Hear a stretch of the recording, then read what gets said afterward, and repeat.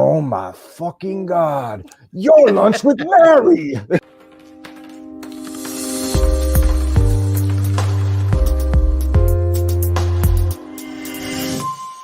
The following show is for mature audiences only.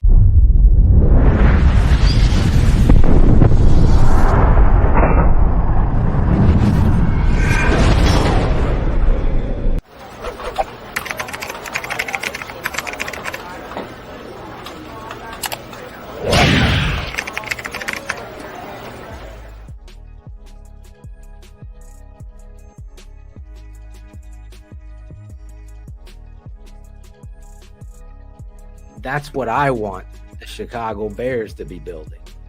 Now, maybe they're in their infancy, but I also could say the Chicago Bears should be in win now mode, because every year, last to first happens. And I think it's prime time, just like Claudio talked about, Aaron Rodgers leaving the division and the Bears making this huge trade and believing in Justin Fields. But at the end of the day, Shane called the business stuff and the running back then. I think the Bears should have matched it, but in reaching out to David, I tried to get if the Bears were involved out of him. He kind of skipped over that. But the reality is we won't know unless somehow it comes out that, listen, the Bears may have not even reached out to him. And trying to explain that to your 9-year-old son who loves this guy, I remember, imagine if free agency occurred with me back with Walter Payton, and all of a sudden Walter's wearing a Arizona Cardinals jersey. I think I would be devastated. It's a business, man. Listen, we put it this way. If David Montgomery was the same exact David Montgomery and he was drafted by the Green Bay Packers in 2019, we wouldn't have the same feelings about him. It's just what it is. He's a Chicago Bear. He grew up with us. And it's fine. He didn't get paid here.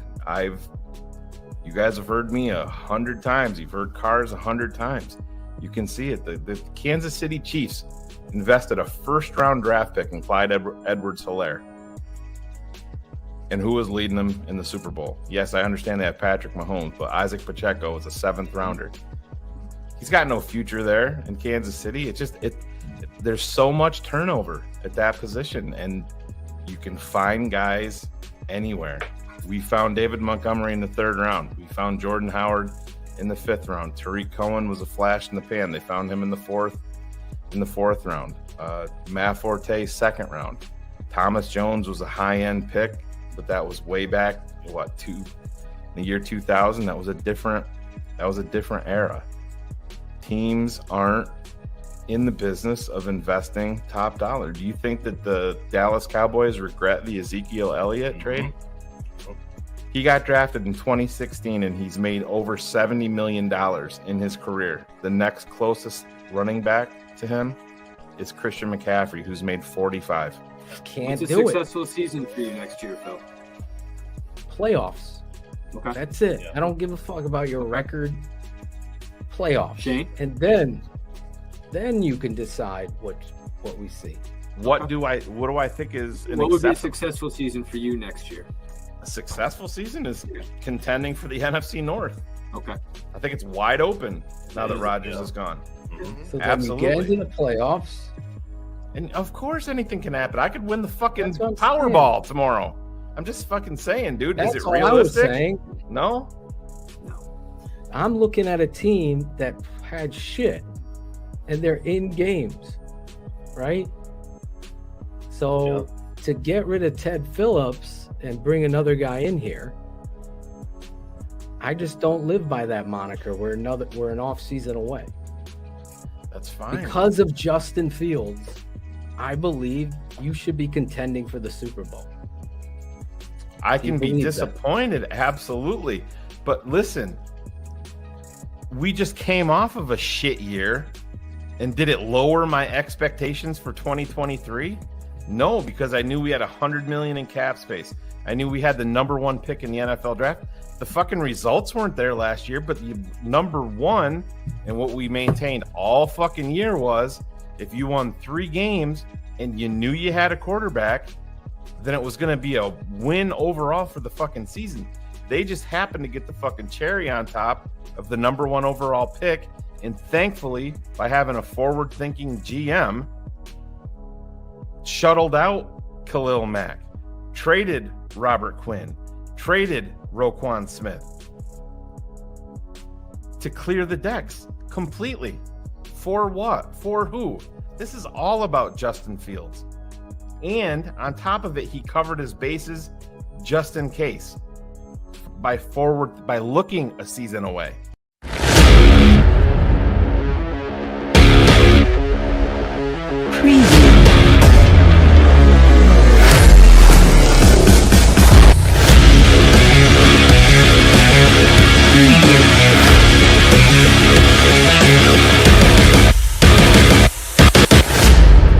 You're on the air, baby.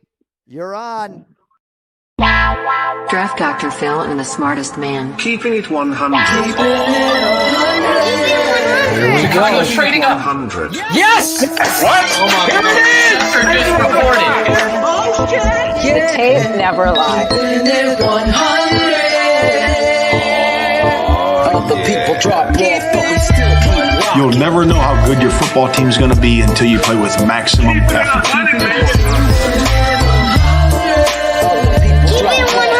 Keeping it 100. Open competition. Take over the North and never give it back. Smartest man. My Chicago Bears select Justin Fields, quarterback, Ohio State. Guess who's back? The two dudes that kept it real. Dynamic duo that you love, the smartest man and Dr. Phil. Breaking down the film, never a problem, kick it straight. Most shows focus on stats, we focus on the tape. We keeping it 100, never running east to west. We coming with that truth, cause that's what our fans expect. Cut off the freaking anchor, forward to be free. But don't you worry, Shane's got the dumbest tweets. It ain't no secret, Phil and Shane got some haters. But now they're all stuck like the Jew and now and later. Debaters, frauds get kicked like Coach Tabor. Cuts had to be made, we added a barber moderator.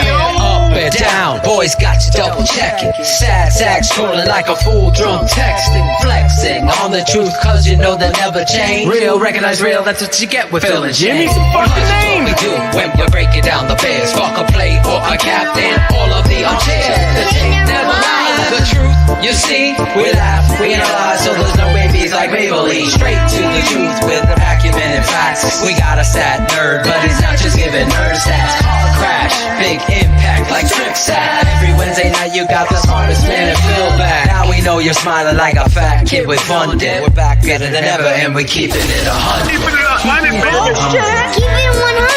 Draft Dr. Phil and the smartest man. Justin Fields gets outside the pocket, puts that ball perfectly where only Mooney can get it.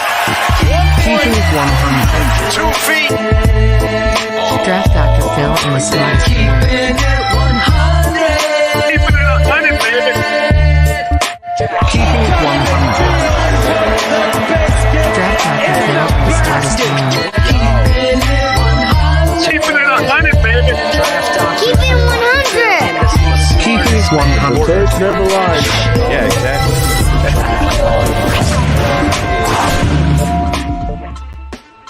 Yo! This is Claudio Barber, and this is TTNL's Keeping It 100, the best Bears show on the planet, bar none. Listen, Pole's still making moves, bringing in tight end Robert Tanya and running back Deontay Foreman. I mean, in Poles we trust, right? Let's go. So we got another great show for you tonight. We got from Locked On Bears, old friend of Phil and Shane's, Lorin Cox is going to be on the show. So let's bring in the guys. Shane, the smartest man, Mark. Breaking news. The tape never lies. Network. Breaking news.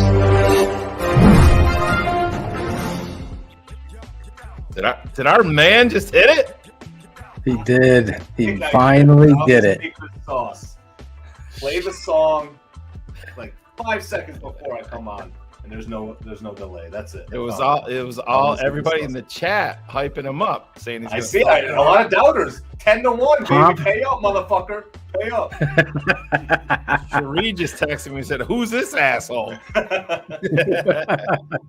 Yes. Claudio hitting the post. Let's like go. Darnell Mooney on that deep post. You hit it. Yeah. And then the high ankle sprain, so watch out. Stay healthy.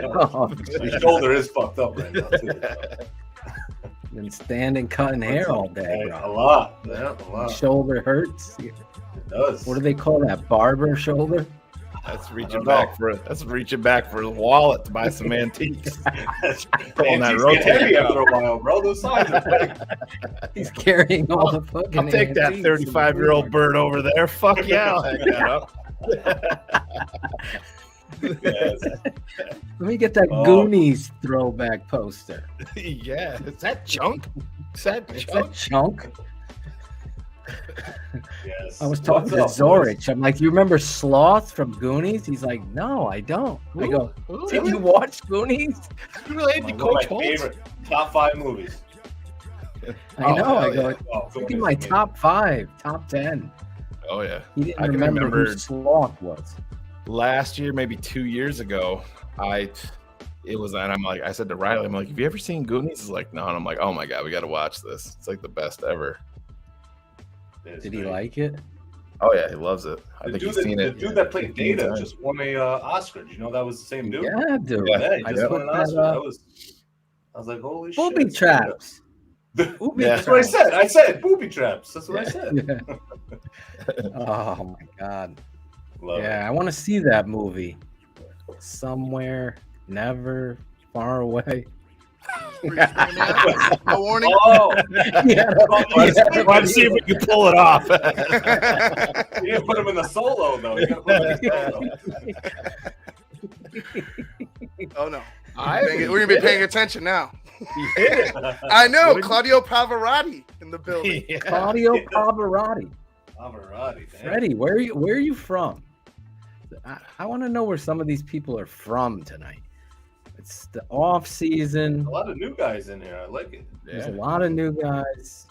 Throw out where you're at. Angel Bernard found the fucking link, Shane. It's a great. Did he? Is he in the chat, Angel? He is. There he is. There he is. What's up, Angel? Angel, did you get the latest post on Patreon? There's gonna be an So we gotta update see. on Patreon. Yo, There we go. Miami. This dude's fucking living it. Montreal. Utah. This guy's got 6 wives. McHenry. Claudio can't handle one. Oh, we He's knew. going Yeah, crazy. We knew Ben Ricketts was from Utah. It all makes sense. It all We makes got sense. Michigan. Love it. Mich, go blue. Yes. Chi-Town, Cali. Linda, Springfield, Illinois.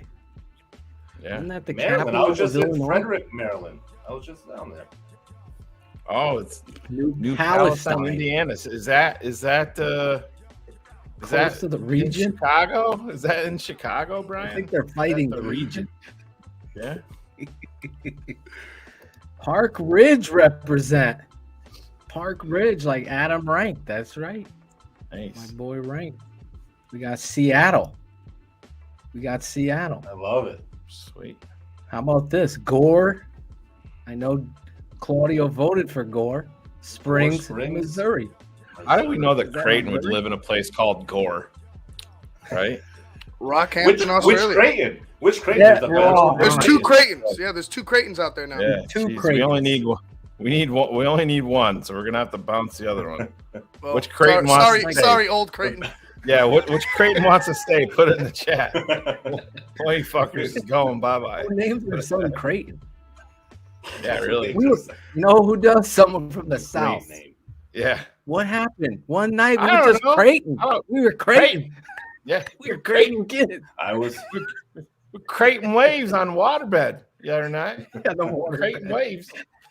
Creighton. Waterbed. Damn. Remember waterbeds? Oh, fight Oh. him for it. Oh, Oh, Creighton versus shit. Creighton. Oh, here we go. Cali represent. Aspen. Jesus. This guy's on the here we go. slopes. This is.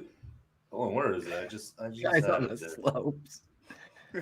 Harrisburg, Pennsylvania, Claudia. You were just there. Intercourse, Pennsylvania.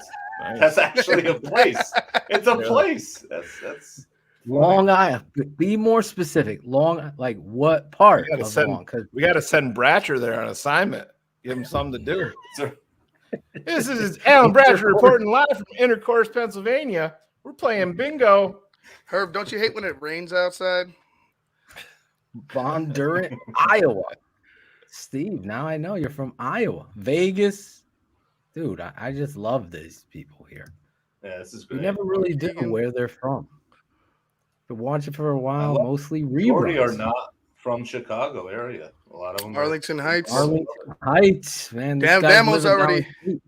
Yeah, he's already prepared. Logan's having a tough go. First Sanborn, and then Allen goes MIA. Jesus. Next thing, Mitch is going to be playing for his fourth team in 7 years. Oh wait, a couple more weeks. Alan's having some dinner, getting some pussy. California. Yeah, right. Red snapper. Allen is. Belvedere, Illinois. Las Cruces, New Mexico.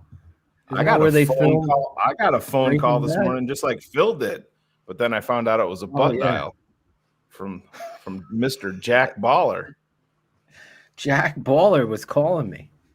Yeah, me too. My son got sick today. I had to get home I had to leave work, come home. Little T had a stomach ache. That was fun today. Should have drove him to Detroit. Bridgewater. Drive him to Intercourse, Pennsylvania. Maui, my boy Steve. That's Teven. San Antonio, Texas. Wow, there's a lot of you tonight. Look at this. Southern Cal. I love how they just throw that out. You guys are so spoiled there. Yeah, just from Southern Cal. It's fucking 78, 985 every day. There he is. Connecticut. Windsor. South Windsor. CT, baby. He knows where the pizza's at. We're gonna have to. Does he know Angelo? What's this guy? You guys ever been there?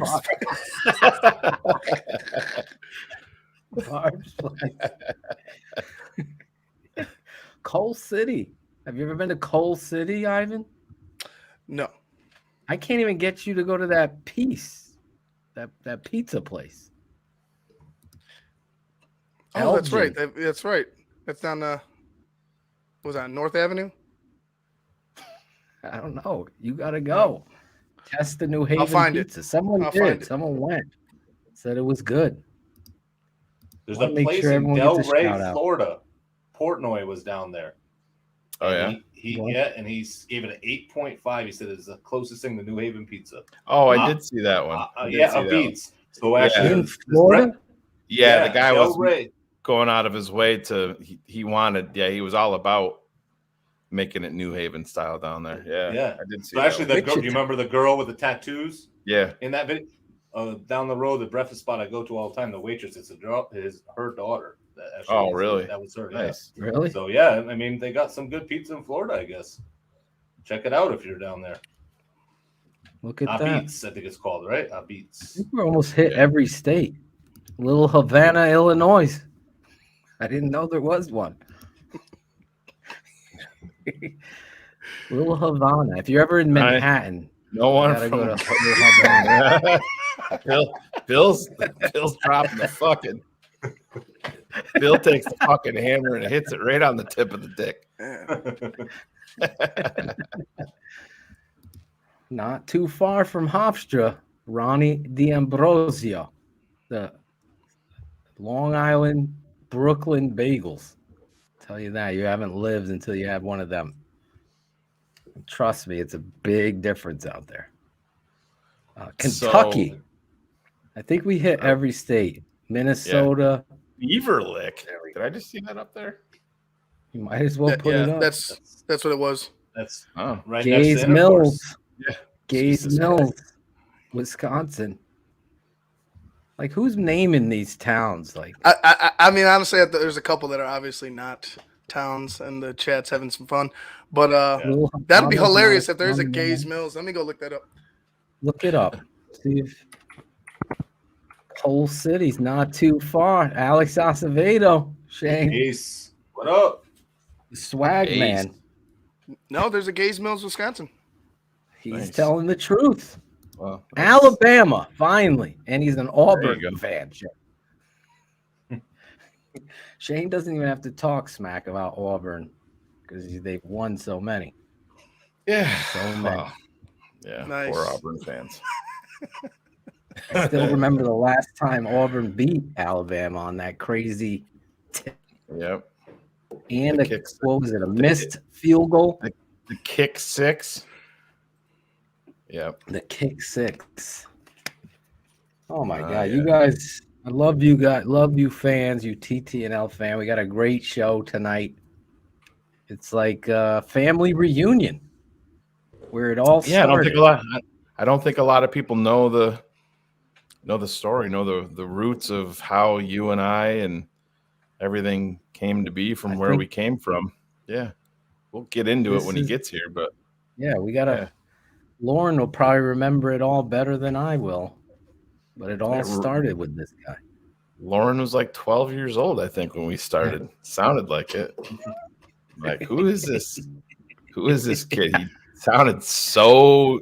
I mean, he still sounds young. Andy from The Office. That's who he was. Yeah, but you have this picture in your head, and then you don't know that Lorin's like 6'5" or 6'4" and tall and lanky, but he's got that. I can remember we used to we had a lot of laughs over the years with Lorin. Oh my God. At first, remember, before he gets on, for the longest time he was following me. That was when I was on Twitter, and I kept calling him her. I'm like, she? Yeah. Who? She? Who the fuck is this like, Lorin shit? Exactly. He's like, no, I'm a guy. I'm like, Lorin? I've never heard of Lorin.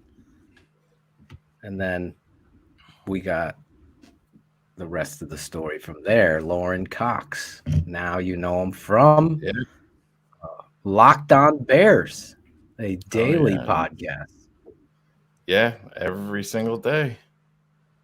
Locked On Bears. Yeah, Locked On Bears. He took over for, I believe, before Lorin was Brian Perez did Locked On Bears.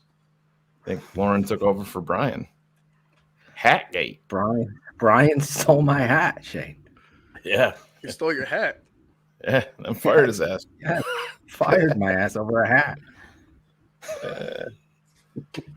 He came out and explained that. It was above him. Yeah. That, remember? Yeah, it was him back on. What's that? Brian Perez. We're gonna bring Perez back on. Yeah, get him on. I know he's his Bears talk. He's got his Bears talk stuff going on, and I think he's running a promo right now for a jersey giveaway. Not smart. Well, we know, but.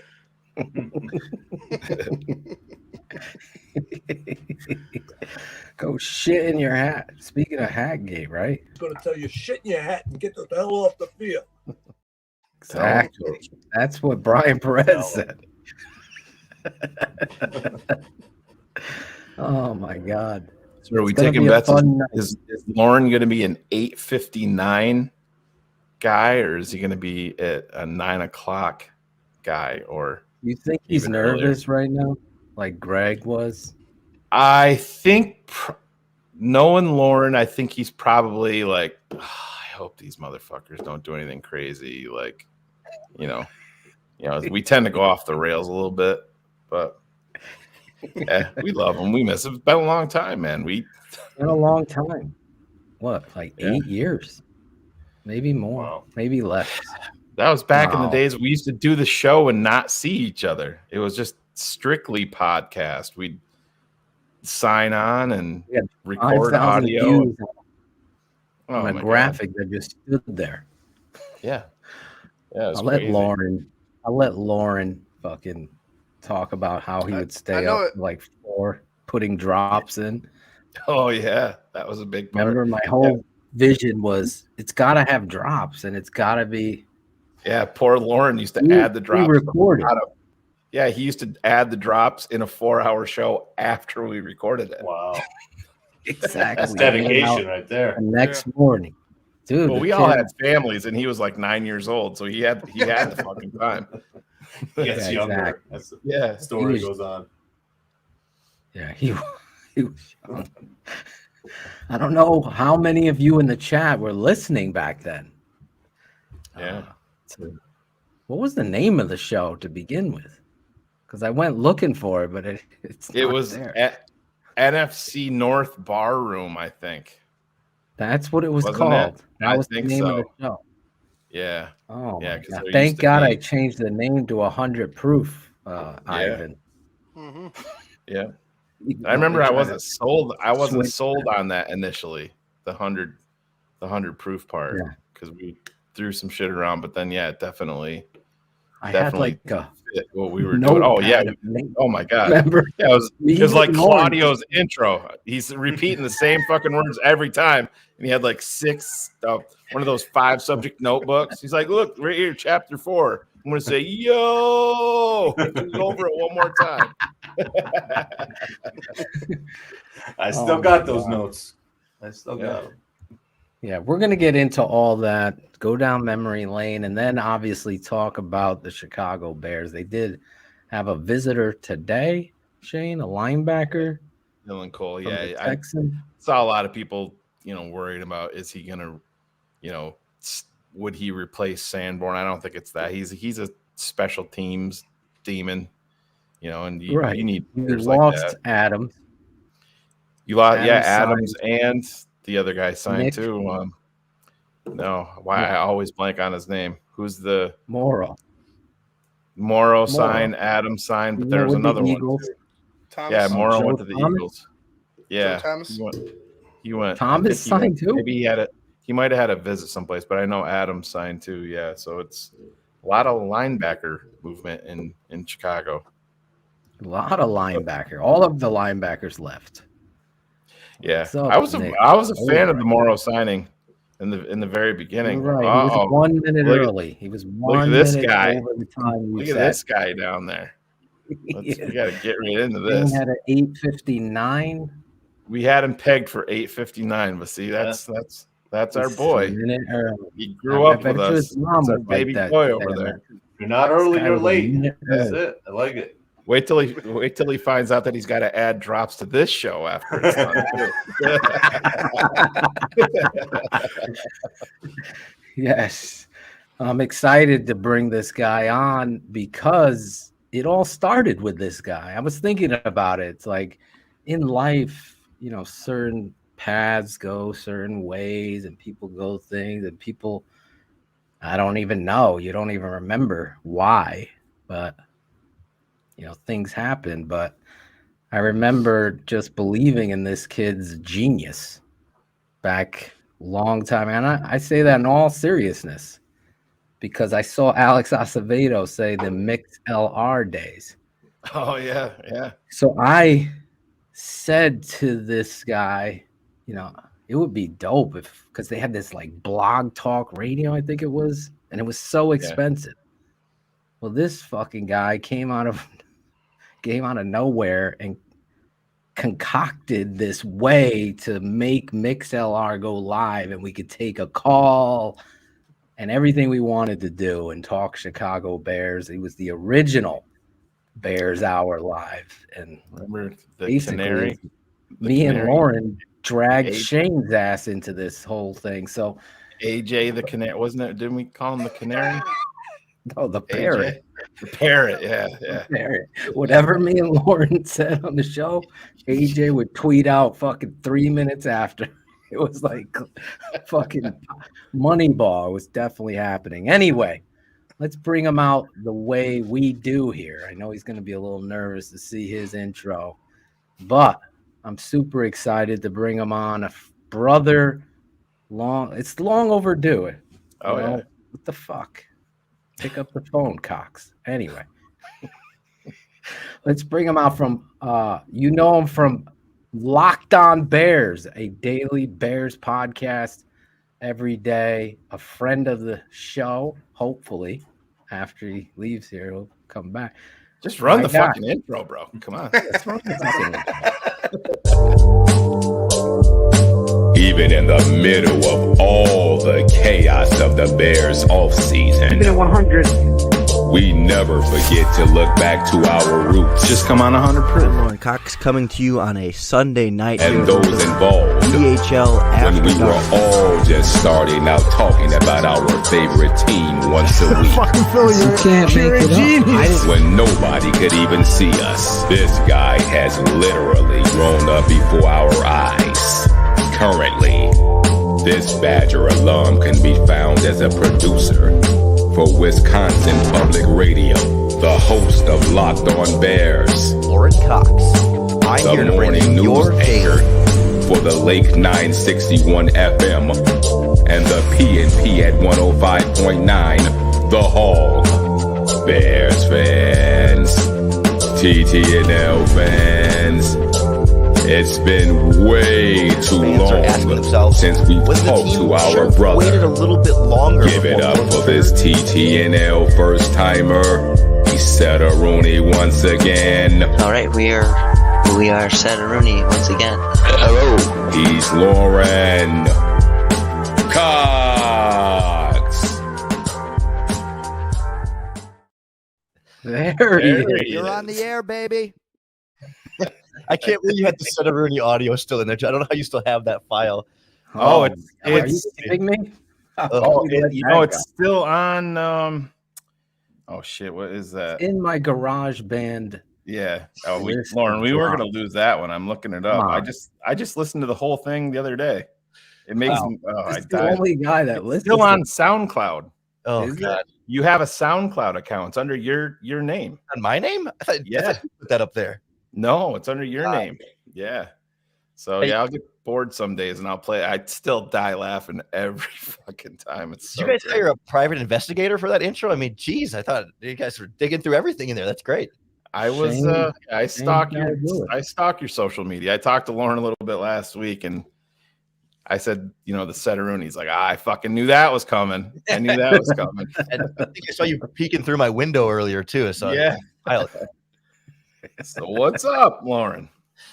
Living the dream, doing the best I can. Married, got 6 kids now. We hear, right? I struck out with all those daughter and then just became celibate. I joined monastery and it's Forgot about that too. right. Are you still with that girl that you were with? No, that was that a long ended. time ago. But When you start working for a radio station called The Hog, yeah, you can't have a girlfriend, bro.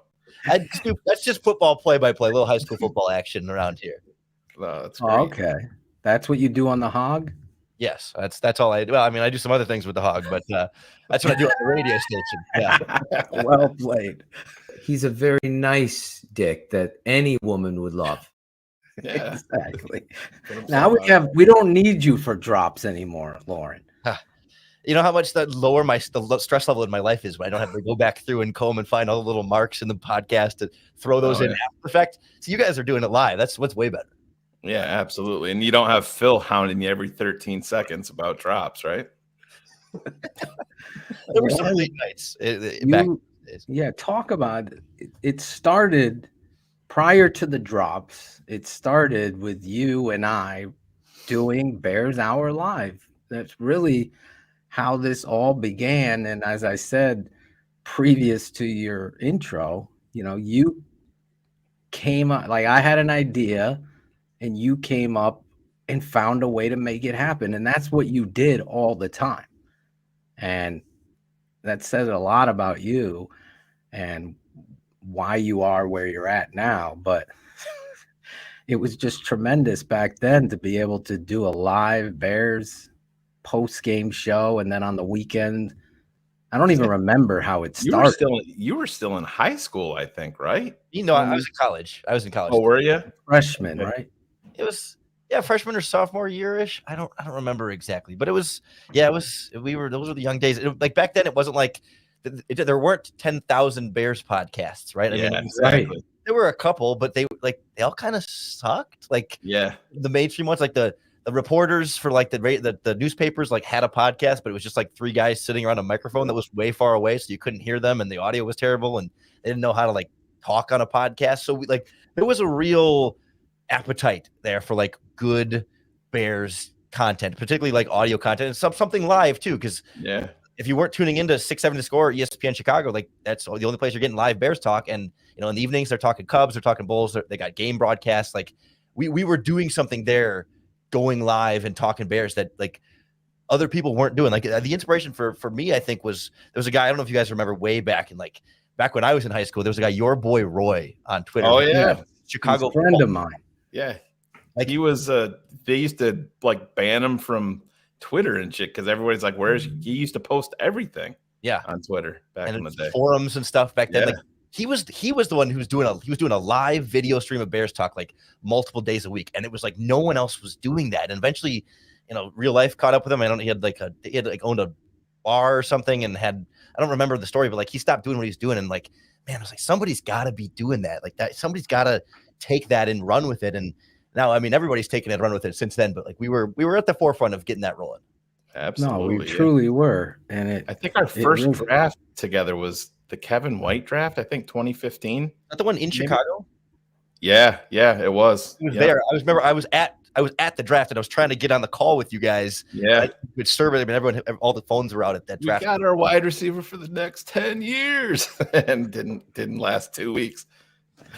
Yeah, he was live there. But stay there real quick, because I think it's important, because historically I never just step back and look at it until I said, Shane, call Lorin Cox. Let's get him on the show, and like whatever, what is it, the olive branch or whatever? I haven't spoken to you. I didn't know if you were upset with me or whatever, but we haven't spoken. So, and I'm not on Twitter at all because of all the drama that I caused. So I just left Twitter. You're not missing anything. Trust me. Trust me. It's just as toxic as ever. I don't miss it. Not even an iota. The only thing I like is the guys will send me screenshots, or they'll send me a link of breaking news. That's really what it was. Now it's just a shit show of everybody knows everything, and fuck you and screw you. You fucked it. Listen, it is what it is. But the fact of the matter remains, and I think it's an important one. I think you and I were pioneers in an establishment of showing Bears fans that go live, no script, everything was off the cuff. We kept it real, and we broke down the Bears. And I think that I would be remiss if I didn't thank you personally here on air for being again, I wanted to do it. Shane kept dragging his feet. He didn't want to write. I'm like, I don't want to go write about the file. I'll go talk about the. I don't want to. You guys wanted me to write, and I'm like, I don't want to write about anything. And Lorin found a way to go live, because I wanted it to be live. I didn't want it to be recorded for that. And you did it. And it really was. I mean, I still have people. When I was at Soldier Field, Lorin, I still had at least 20, 25 people come out. Yo, I started listening to you with you and Lorin Cox on Bears Hour Live. Damn. And we were ahead of the time there, showcasing this. And then, then we went to the next step, where the podcast, and we always joke about you, said, Phil, I don't think a 3-hour podcast is going to fucking work. We got to make it funny and have some fun doing it. And to your credit, even though you didn't believe in it, you took the order, I'll say. I ordered, Lorin, you got to put drops in there. It'll just be funny as shit. And those days, as Shane said, and then Shane and Jose Cotto and all went. There's the name. It's Cotto? It's I was Cotto. He said, there's a name. Yeah. I said there's a name. Yeah. No, I always call him Cotto. I think everybody called him. I thought you Ponch, corrected right? me. It's Cotto. No, Cotto. I always called him. It's not Cotto. Yeah. Yeah. Jose Cotto. Then we went over there. Right. Lorin and I dragged your ass out of the fucking. Yeah. Like, let's just do this. And we ended up starting what it was. As I couldn't even remember the name of the first I think it was NFC North Bar Room or something like that, right? Because there were Vikings and Lions and I think that's right. People, but there were other shows and sort of like a little mini network in there. Yeah, I remember like BJ Rydell was there. I remember that. Yeah. I'll occasionally be looking through my phone contacts. Yeah. Name pop up. I'm like, who the hell is BJ Rydell? I'm like, it takes me 5 minutes to remember. Oh yeah. Yeah. But who's the guys on ESPN now? I'm forgetting his name though, but he started Reed. Yeah, Reed. Jordan Reed started. Jordan Reed was with us at Barroom? Yeah. Yes. Originally, yeah, in the NFC North. Yeah, originally, yeah, because Vikings. He that at all. Yeah, he shouted out Aldo when he got hired. You know, he's like where I got my start and stuff like that. But yeah, I said that kind of shows you. But look at us. Yeah, fucking losers, right? Yeah. When I talked to Lorin a couple of weeks ago, he's like, "So how long you talking?" I'm like, "Well, everybody usually does an hour." He's like, "Well, yeah. So all right. So you're saying like 3 hours, and I know you and Phil, so 3 hours." Well, we haven't seen our son. You're all grown up now, so you're doing big things. It's coming in pretty good here now. You know, a few grays in there, like right around here. It's oh god, you got to see the Lorin when I text you. You got the fucking picture that comes up. The pictures in the intro here. I mean, Jesus, man. Yeah, but this where the hell is it? It's I can't even bring it up. It's one you look like you're about 15 years old. It's funny as hell, and I'm like, oh my god, it just shows like where we all came from. It's been so long. This does wonders, trust me. It really. Oh yeah. Then we went from there, and I dragged you to Bears Wire, where I tried to be a writer and have you help me write. Until you got your ass fired, Phil. You go shit in a hat, as my father would say. Going to tell you Journey. Going to tell you shit in your hat and get the hell off the field. That's right, Dad. That's what they said, and that's what happened. Really. Oh, God. The rest is history from there. Then you was fucking a guy when I was like doing a little deep. Something like that. I have no idea where that dropped. I don't know either. But then you left Bears Wire, and then you started Locked On Bears. You took over for Perez there, right? Yeah, he couldn't handle the 5 days a week for pennies and pennies a day. Pennies per word. I think you kept the and bear down. I laugh every single show that I listen when you do that. You got to get into your gut a little bit. Bring it down there. Yeah. And I love that. You did PFF for a little bit too, right? Yeah, I this was the first season I didn't grade any games, but I haven't like officially left. But I haven't like officially. I haven't done anything in a little while, so I'm still like holding on. But this is the first season that I like didn't have time to like get in and grade anything. But I made it almost a decade there. It was a good run. I mean, I do some other things with the Hawks. Oh, that was fast. these new guys, you got to way faster this than I am. So you guys, I know I haven't. We're getting big time now, man. Yeah, big time. But serious, a little refresher down memory lane. I know, and now you're Locked On Bears, and you're doing all these things in the radio stuff. That's awesome, man. We're super excited for you and happy to have you on the show tonight and really talk a lot about the Bears. I mean, really, I'll start it off. Where are you with this quarterback right now? What are your thoughts on Justin Fields? So I all along, I felt like with Fields, he's a guy who makes the difficult things look easy and sometimes makes the easy things look difficult.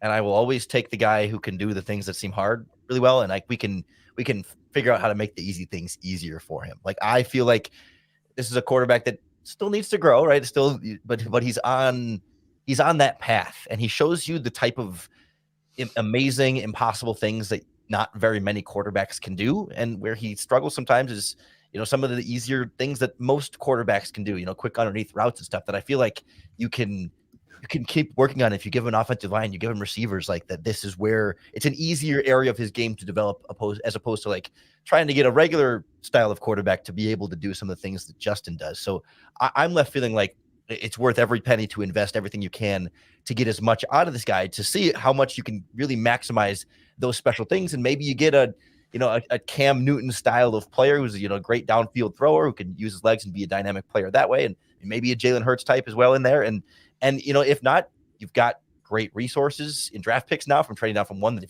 if you need to get another quarterback, you certainly have the draft picks to be able to trade up and get some. But I'm not going in with that as the plan. I'm going in with that as the insurance that I just bought myself with those future draft picks. And with those picks, I can continue to build around Fields, assuming he develops and plays well as expected.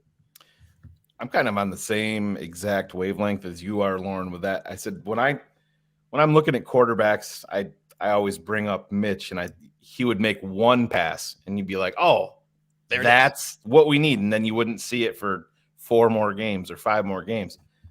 It's hard to go a single series without seeing a wow factor from Justin Fields. And to me, that stuff matters. And this roster was so barren. I mean, come on, you're throwing to Simba Webster at one point, relying on him. He was the target on 2 straight third downs at one point last season, Simba Webster. And I am totally fair. That was the last game of the year. Oh yeah, but still, man, it's just it is what it is. You got to give the kid a fair chance, and yeah, he's got a lot of things that he's got to work on. But man, there's so much there. I like how you put it, Lorin. I agree with that. I missed the dude's name. I apologize, Justin. Maybe I agree how you put it. The easy thing, sometimes he makes it more difficult than it has to be. And that's hopefully, where do you put that? Is it a byproduct in your assessment of the piss poor offensive line or lack of ability at the receiver? Or is it a Luke Getsy in his first year thing? Or is it all of that in combination? Yeah, I go back and forth on a little bit. I think it kind of changed during the season, right? I think early on, Getsy was part of the problem. They were not running an offense that was super, conducive to Justin Fields' success. I mean, part of it, there was rain in San Francisco in week 1, but right? It took them halfway through the season before they're like, hey, here's how we can make the offense more quarterback friendly. So that was part of the problem. I think not having receivers that he can trust to be open quickly is also part of the problem. And I think the offensive line is part of the problem too. And I wonder if he's a guy who, at Ohio State, just given how good the receivers were there and generally how good the offensive line was there, like he wasn't necessarily in those positions to have to figure it out. He could just be naturally great and things would kind of be a little bit easier to come to him. And, you come to the NFL and all of a sudden it's rocky and you kind of have to manufacture some new ways to do things and just build experience. He didn't have to deal with a lot of terrible crumbling pockets at all times. So he has to kind of learn, when I need to leave this pocket and when I don't, because it's not something he had to do a ton. And he didn't have to deal with every receiver being covered. And now what do I do? How do I try and get one of these guys open? Where can I throw a ball in and where can I not? And when do I have to just get rid of it quickly to just get the play off? And where can I hold on to the play and extend things longer? So to me, that feels like a little bit of an experience thing and then a little bit of a bad situation thing. And that's a really unfortunate combo to combine early on in Chicago. But I think there's good reason to believe that the roster will be better to eliminate some of those concerns, and that more time under center will also help him eliminate some of those experience concerns, and that there's a clear path towards development and growth and progress in all the ways we want to see it. And I feel like we saw some of it throughout the course of the season. Pocket presence got way better. I think decision-making got better. I mean, the Lions game at the end was a step back, but there's always going to be step backs. Like every game's not always going to be better. There's drop backs and you keep going. And I wasn't concerned at all by what we saw last year. Lorin, when you talk about the offensive line, one of the, they're pushing Jenkins inside. And I made the comment earlier when we had Alex Shapiro on, and I said I'm not ready to write Teven Jenkins in ink on the depth chart because to me there's a lot of question marks. He's got to, number one, he's got to stay healthy. It seems like there wasn't a lot of buy-in from the front office initially with him, but the way that things are setting up now with them bringing in Nate Davis and him being right guard only in the NFL so far, do you think that they're going to potentially move him back out to right tackle? I heard Olin Kreutz talk about he thinks that that's the best thing possible for Teven because you're not getting beat up as much, when you're outside as when you're inside. But just like overall, where are you with quote Teven Olin Jenkins? and not me? Why do you always quote him and not me? Well, because Olin had the balls to talk shit to George McCaskey to his face. So yeah, exactly. So did I, Lorin. So now we're both even now. You guys both did get kicked out of the Bears family there. So just knows, yeah. Exactly. We take everything with it. We take everything you say with a grain of salt too. Phil. You guys are on the same wavelength. So does George. Yeah.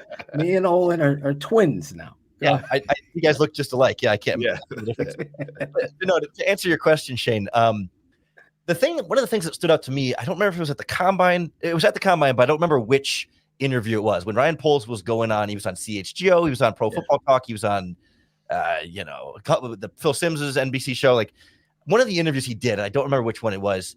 I think it was CHGO. They asked him like, was there anything you felt like you were wrong about in Kansas City that you came to Chicago and realized, I was wrong about that player based on what we saw there? And he said it was Teven Jenkins, that he didn't think Teven Jenkins had the versatility to play guard, that they thought he was a tackle only, and that he was surprised that Jenkins could play guard. And so to me, that as soon as I said Nate Davis, that was the first quote that popped in my head. It's like, is the plan tackle there? Was guard always sort of the, oops, we accidentally fell into him being good at that position and found a way to make it work with him, but really we still see him as a tackle and ultimately want to get him back there? That was my first thought. I think the way Poles is approaching it is that he's not locking anybody into any spot right now. He's saying, you know what? If we go through the draft and don't get a tackle, then great. We can put Teven Jenkins at right tackle. If we go through the draft and get a tackle, then great. We can put Teven Jenkins at left guard and put Cody Whitehair at center. Or if we go through the draft and get a center, I think he's in his brain, he's saying Whitehair can play guard or center. Jenkins can play guard or tackle. We'll go in the draft, see what we get, and whatever we come out with, we can find guys to fill all 5 spots, but we're not going to say today in March which 5 guys are going to be where. We're going to take that versatility and be open-minded to it. But I tend to lean toward right tackle as feeling likely, but it makes me nervous too, because Jenkins is a fickle creature, right? We heard Mike Gundy after he got drafted say hey, you got to find the right way to motivate this kid. If you can motivate this kid the right way, you're going to have a great NFL offensive lineman, but you got to reach him. And they weren't reaching him at right tackle. They were able to reach him at right guard. So if they put him back at tackle, are they going to run into some of the same issues, whatever they were behind the scenes, and end up needing to kick him backside the guard again? I'm nervous that they're approaching the motivation right with Jenkins and making sure that he's going to be cool with it. Do you think I had the experience of thinking Jenkins, obviously, much like Orlando Brown Jr., believes that he's this position, and there's pride in that. And to be quite honest, as I scouted him, he could play left or right tackle, in my opinion. Jenkins, he's that good. The cherry on top is what you saw Ryan Poles say. I thought that was a test. Okay, let's see if you fit our culture. Let's see if you'd be willing to do anything for our team. Let's go in here and see what you could do. Then he goes in there and dominates. That kind of proves that he's buying into what it is you're doing. Then you could put him where he should be at tackle, in my opinion. 2, I think it's honestly needs to be said more what Olin is saying, what my father and myself were saying here at this network. Inside is a war zone. And when you're bigger and you're strong and you have back issues, when you're down playing guard and you have all that coming at you, it's much safer for a bigger guy to play tackle and be asked to do those things than be inside and do those things and be that dominant. He's already proven he could do that. In Chicago, they did You and I were talking about this back then. Kyle Long should be a tackle. Let's put him at right fucking guard. They just never get those tackles, and people laugh. I've coached offensive line. I know this game from that area back and all over. The Bears won a championship with tackles, Keith Van Horn and Jim Covert, right? Then you get Fred Miller and John. You get to the Super Bowl. Those tackles set those edges and set your offense up for protection and for running the game, run game. Ever since then, they just haven't been able to get it. It's not your boy Gabe Karimi from Wisconsin and so on and so forth down the line. So I think it's so important. I really was disappointed that the Bears didn't dive into free agency and kind of solidify a tackle. I think they politically love Braxton Jones there. So what are your thoughts on Braxton? The potential's all there, right? Like he's built like, long, agile offensive tackle, and like for a 5th round rookie, did pretty darn well. I mean, for given how you would expect most 5th round rookies across the NFL to come in, clearly the best 5th round offensive tackle in the NFL draft that year, and better than we expect for most of those picks. But like, there were some bumps in the road. There were mistakes there, but stuff you would expect for a 5th round rookie. Like to me, he was encouraging, and I think he can continue to develop into a starting caliber left tackle. But you do ideally. Protecting Justin Fields is more important than developing Braxton Jones. At the end of the day, priority 1 is the best possible pass protection for Fields. Priority 2 is developing Braxton Jones and Alex Leatherwood and Larry Barham, your young guys. Like, yes, keep developing them, not at the expense of your quarterback. And so, like, I would like to aim higher if possible. Upgrade left tackle, upgrade every offensive line position you absolutely can.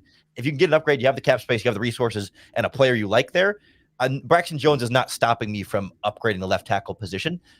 But if you go into the season and he's your guy at left tackle, I don't think it's a disaster. It's just you'd like to do better, but you can get by with him there this year and hope he continues to get better and develop into something that certainly has the potential to be even more. Yeah, it seems like listen, we all know that Braxton needs to get stronger.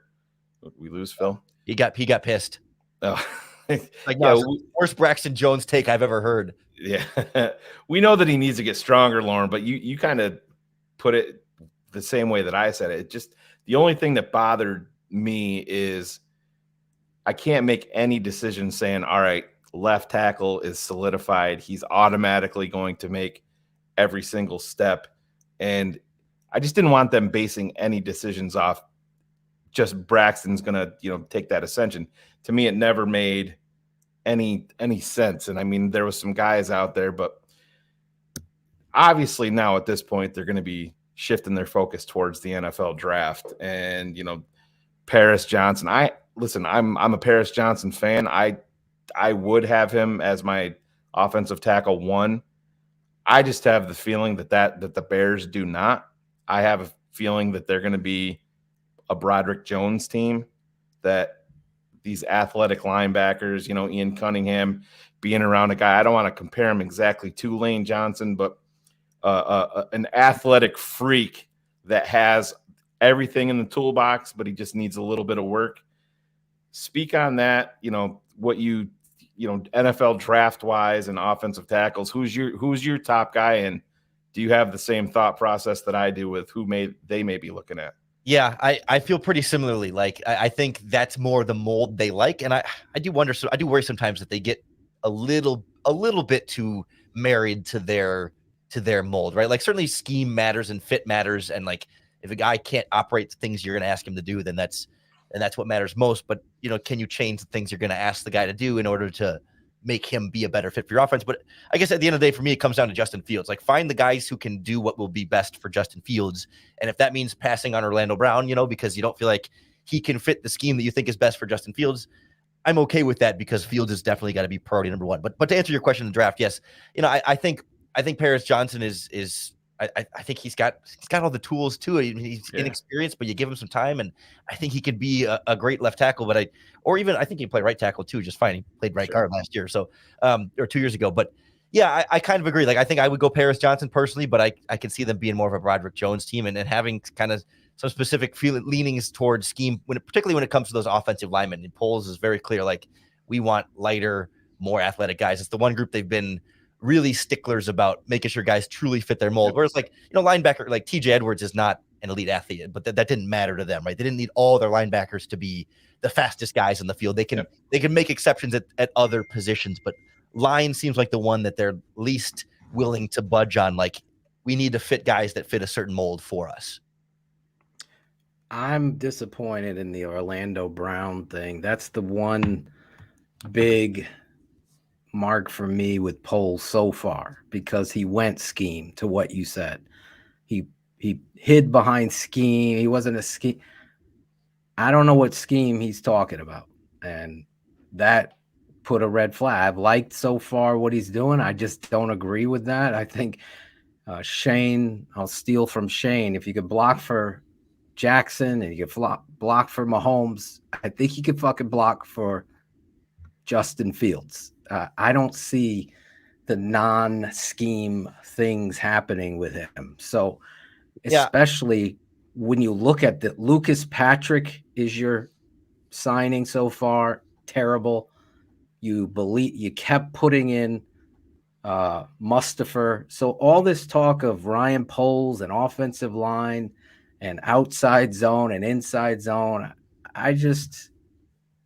Orlando Brown did it all on tape. And that's all that mattered to me. Maybe they didn't want to pay him. Maybe they don't like the kid personally, and that could have been it. And they're hiding behind scheme. But that throws a worry into me. Now, Nate Davis, watching his tape, now you're getting me back to where, okay, whoever your pro scout is scouted, that's a stud guard right there. That's a stud guard right there. So I'm concerned because you don't have to be fast, lunatic, to play left tackle in the NFL. You got to be strong and athletic, and those are the things that happen. And I think Orlando Brown. You're calling Lorin a lunatic? Yeah, you're me or Ryan Poles. Hey, lunatic. No, I'm talking about lunatic here, man, with two L's. Too many lunatics in this right now. That's the problem. Paris Johnson apparently is too slow to play tackle. Guys, please, seriously. He runs not running race. Offensive linemen don't run races. Okay, the speed is 3 yards or 3 to 5 yards. Give me power and athleticism there. He looked plenty agile today. I'll tell you that. Well, I've seen people on Twitter, which, like, Phil, you're not missing. I've seen people on Twitter say, "Oh, this offensive lineman's 40-yard dash time was either this was too long, so the Bears won't draft him, or this offensive lineman's 40-yard dash time was fast, so he's a good fit with the Bears." So, like, I can't think of something that matters less. Exactly. An offensive lineman's 40-yard dash time. That does not tell me anything about whether he can run the outside zone. I mean, just 40-yard dash. I mean, come on. Yeah. Orlando Brown, he's getting owned all the time. He doesn't fit. 0 sacks, the truth on the tape tells me this stuff. So again, that's the name of this network. I know, Lorin, we take a lot of shots at PFF, and I actually thank you for giving me the kind of behind the scenes of how that they grade and stuff. And I think there's a use for it, but it's not the end all be all. It never will be for me. So you have been very transparent in it, and I respect the hell out of you for that. That says a lot about you. But looking at these offensive linemen, you made some moves there. Do you think the move is Whitehair back to center? Do I think that's what they're going to do, or do I think that's the best move? Do you think that's what they're going to do? What would be your move? Yeah. Because I can counter with mine too. Yeah, so I mean, I think Poles is looking at centers in the draft, right, and might grab one, and that could be easily your starting center. But I do think that's probably in their mind the likely outcome. It's more like if they draft a right tackle and then move Whitehair to center, and maybe they call it a competition with Lucas Patrick, but that probably won't be much of a competition. I don't think at the same time though that, like, I don't think Cody Whitehair is guaranteed a spot on the 53-man roster week 1 right now. Like they can cut him in training camp. Like it would not surprise me if they make it some kind of competition at some of the positions on the interior, and they say at the end of the day, sorry, Cody, like you're not our guy, you're old, you're expensive, we're gonna move on from you later on. Like he's not guaranteed a starting spot in that way, but I think that's probably how they're gonna approach it. And I certainly don't look around and see any other good free agent options right now, and I'm not in love with many of the other choices on the roster right now. So I don't love him as plan A, but I don't know that I have a plan B that I love other than getting somebody in the draft that you really fall in love with. Like John Michael Schmitz from Minnesota. Oh, if they could trade up the second round and get him. Oh, sign me up. But like other than that, it feels like a Whitehair type situation. To me, he can go in the 20s of the first round. I agree. He might. I was wishful thinking there. Yeah. I could see them making a trade down and targeting him, to be perfectly honest, from 9. It wouldn't shock me if they did something like that. That kid is a great football player, but go ahead. Let me ask him. Yeah, exactly. Let me ask you guys both this, because I had this conversation a little bit earlier today, and I think a lot of fans fall into the trap of thinking that everybody on the Bears offensive line is abysmal and there's no upside there. And I think that is very incorrect way to look at it. Everybody knows Sam Mustipher and that issue, and obviously the Bears not tendering him an offer. He's an unrestricted free agent, but with him being as bad as he was, you bring in competency. Even Cody Whitehair, let's say, just going from abysmal to competent is a pretty big improvement. That center position, it's a direct lane to the quarterback. Just improving that one position, how integral is it for your guards and your tackles, just having competency there to make the overall product look a lot better than it does? Yeah, especially like having someone with some like leadership and experience in his voice. Like every time we heard Sam Mustipher talk, it always just felt like he was kind of like literally the smallest guy in the room, maybe both physically, but also like just like mentally, right? He was kind of just like, I don't know. He just gives you that energy of like not an ass kicker, not a tough guy, just a guy who's happy to be here and happy to snap the ball and stuff, but not somebody who's leading your men to the line of scrimmage, setting the tone verbally, even just be like, hey, all right, like getting the cadence, pointing out the mic, everything that you need him to do from the center position and setting the protection. Like, I think there's just a confidence that can come from somebody like Cody Whitehair being at that spot, even if he's not going to be a Pro Bowl guy. And we've seen him struggle at center in the past, but no, I'm with you 100% there that it will make Nate Davis's job easier, whatever guard spot that is, and potentially Teven Jenkins or whoever the other guard might be there. And it certainly spreads out to the tackle there. And just, how many times we see either missed protections or just assignments that don't make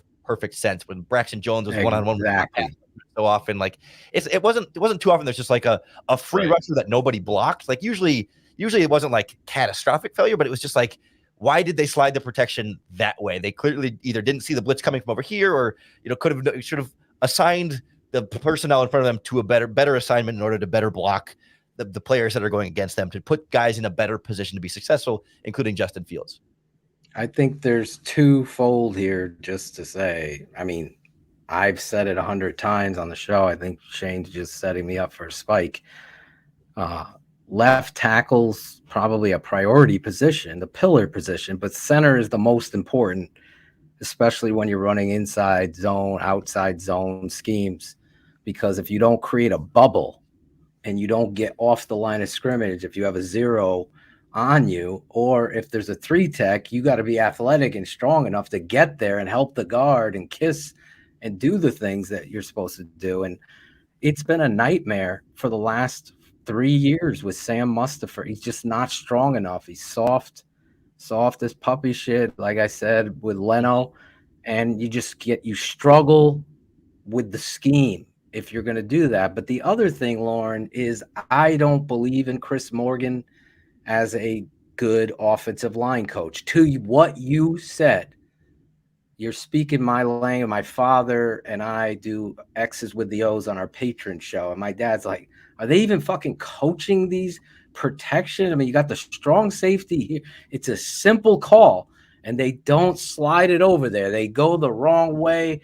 guys are getting blocked, and it's frustrating because not only aren't you strong enough, but you're at least not getting to the right place fundamentally, and it was pitiful, and that gives me pause. Now they did get Steckel from the Titans over here, and I believe that's like a babysitter to Morgan. Maybe the new coach didn't want to fire Morgan, but if you give me Nate Davis and Steckel, then I'm pretty happy that I believe somebody like Steckel's over here kind of to be on top of it. I mean, this is a Nagy culture. We saw Harry Hayes stand. I don't know if you heard me break this news that Harry wanted to block things a certain way, and Nagy said, no, we don't do it like that. Well, you saw what happened, right? You don't it's unbelievable in regards to what the offensive line coaching is, to your point there. And are you a believer in Morgan? Or are you with me here? Yeah, I was skeptical of Chris Morgan coming in. He didn't come to me as like a guy with a great track record of developing players. And that's kind of one of the main ways I look for coaching competence. Like obviously the products on the field is a part of that, but like where have they found guys and made them better over time? And so it's like, I was looking for more of that development this year. Like Braxton Jones, I don't know how much better. He got a little better, but he didn't like drastically improve. Like he came in and was competent enough at the beginning and was kind of, but like that's kind of seemed like that's who he was coming in. Like he didn't get exactly better. Like he was just a good player for a 5th round pick. And like we knew Teven Jenkins had all the talent in the world. He wasn't squeezing any more out of him. Larry Borum did not get any better. Alex Leatherwood did not get any better. Like, and we barely got to see any of the rookies in there. So if guys aren't getting better and you're not seeing good protection calls from the center, who admittedly was the backup plan, like it was supposed to be Lucas Patrick all season. He was kind of the starter for a while there in training camp and stuff, and then it gets hurt right away. So like I'll give him a slight, I don't want to say a pass, but I'll give him a slight caveat on that it wasn't hit. Plan A was not Sam Mustipher at center all season, and they kind of had to revert back to that against their first choice. But still, like there just wasn't anything that you're like, okay, offensive line coach is doing a great job here. Like I can't blame all the problems on him, but I can't find a really good positive to say, yep, here's where Chris Morgan is really making a strong positive impact on this team. So if we switch to the other side of the ball, Lorin, free agency. Yeah. I just want to talk about like the approach a couple of weeks ago when we're trying to figure out their pathway in free agency and how they're going to attack it. They come right out the gates and TJ Edwards. I'm like, hey, yeah, I like that sign. Totally understand it. Mm-hmm. Then Phil and I went live. We're talking about it, and we said if anything else breaks, and then 2 or 3 hours later, boom, Nate Davis, and then I'm literally doing the countdown for the show, and it's like the Bears signed Tremaine Edmonds, and I'm like, what the fuck? Wasn't expecting that at all. Love the player, and I just when it was TJ Edwards, I'm like, all right, they're done at linebacker for right now. They'll bring in some UDFAs, and maybe if a guy falls to him in the draft. But did that approach, and those being the 2 of the first 3 being linebackers right out the gate, did that set you back a little bit and be like, wow, I didn't expect that? I tried not to get caught up in the order and the timing of it. Like I certainly didn't expect it, right? 100%. Like I was like, especially Tremaine Edmonds. Like Edwards was like, okay, cool. They got good value on a pretty good player early on who was ready to agree to a deal. Sweet. I'll take that. And the same with Nate Davis. Like, okay, some of these other, like early on, we were seeing big tackle numbers come out already for some of the other guys there. And again, Poles found a couple of good deals early on. Sure. Like those are good value, good ROI. But yeah, Edmonds was a bit of a surprise to me at that valuation. I agree. Like very good player. It's not a criticism of the player by any means, but for how quickly they seem to say, hey, we don't value inside linebackers with Roquan Smith. We're not going to pay big money to that position. So they then go around and give Roquan Smith and St. Omni the middle finger and say, hey, here's Tremaine Edmonds. Like I appreciated the irony and the humor in that, but it was a little bit of a surprise. I believe Ryan Poles in his explanation where he just said, hey, like we were, they were in negotiations for all these guys, but you're not just going to focus in on your biggest needs and ignore other good players that you can get just because, hey, we got to sign offensive and defensive line first. Like I believe him. He's probably negotiating with all these players at the same time, or has, representatives from the front office negotiating, and it's like, okay, Edmonds' agent was ready to take that deal and sign it right away, and clearly, other offensive linemen and defensive linemen were going to wait that out and keep the negotiation game going and try and get the bidding up, and Poles took what was right in front of him, and none of those deals stopped him from being able to sign anyone else, right? It wasn't like, oh, we gave Edmonds the money, so now we can't afford Mike McGlinchey or can't afford Caleb McGarry or whoever. So I don't think any of those were disruptive to signing any of the other players. He just put a number on everybody. So here's how much we'll pay McGlinchey. If it's above that, maybe we'll budge a little bit, but we're not going that high. And same with Montgomery, and I think all the other moves. So I appreciate that he had an approach and stuck to it. I still feel a little bit like you would have maybe, like, it's free agency. You have to overpay for some of these guys. So sure, you're not going to overpay for all of them. So, but maybe overpay for one of them and not just Tremaine Edmonds. But it's a slow and steady approach for him, right? He's not going all in on get the best guys for this year. He's saying 2024 is the year we're really going to try and strike. And this year we're going to get better and develop, but we're not shooting for the Super Bowl just yet. So we're not going to spend all of our cash now. We're going to sign these guys and have a lot of cap space again next year to try and take a bigger swing at it. I think you looked last year in the draft, everybody and their brother was eyeballing receivers there in the second round. They go DB. Free agency starts, everybody's eyeballing offensive linemen. They go linebackers. So all I've seen them do is the opposite of what it seems to be a layup. It seems to be a layup that you got to get a tackle here. They haven't done that. So for me, I'm asking you, when they go into this draft, is there going to be a surprise at 9 in your mind? Are we going to take a receiver at 9? Yeah, wide receiver or cornerback seem like the two that, like, it wouldn't stun me. Like, it's not what I would do, but it would not stun me if they took, Witherspoon from Illinois or the other Gonzalez or or maybe even JSN. Although I don't know if Jackson Smith-Njigba is quite what they're looking for at wide receiver. And I've heard that a lot of teams like Quentin Johnson a lot more than we do on the outside. Like, he's much more of a higher, I don't want to say consensus, but teams are real high on Quentin Johnson from TCU. I think even though right now, like, JSN is the betting favorite to be the first wide receiver drafted, I think in the end, among league circles, there's more emphasis on Quentin Johnson than JSN, but the pro day was today, and that can always change things because every GM was there. So, you never know how that plays out. But yeah, I don't think Ryan Poles is going to be married to any sort of positional need at that number 9 pick. And if it's a cornerback, if it's a wide receiver, like, as long as it's a good player, I'm not going to be pissed at it. Because when you're drafting top 10, like, get me the superstar, get me the guy who's going to be great. I don't really care. Don't you think if he drafts a corner, everybody's going to fucking melt down? They are. Yes, they're going to melt down. I'm gonna. But, like, sure. In the second, like, after you get the best, give me the blue chip player, the best blue chip you can get at 9, and then you got 2 second round picks and a 3rd round pick that's basically a second round pick. There, I'll draft my right tackle. I'll draft my pass rushers. I can fill the needs more with those second round picks. But how many opportunities, ideally, will the Bears have to draft in the top 10 in the future? Ideally, not very many. So get me a player that is a top 10 pick player in the NFL, or trade down and get me another future first round pick that can be another, big time player in the future. But, like, either give me a blue chip player or get me a lot more draft capital. But I'm not going to be mad at as long as that player is really good. I think it's the same approach with Kyler Gordon and Jaquan Brisker, right? Like, we didn't want them to draft secondary players. If they're truly great, then it's worth it to have not gotten a wide receiver. So far, Kyler Gordon, I don't know about that one, but Brisker's getting there. But, like, so it's the same approach for me. It's like, I don't care if he wants to go at a non-need position as long as he gets the player right. But that's a big asterisk and a big if there. Yeah, I would never draft JSN at 9.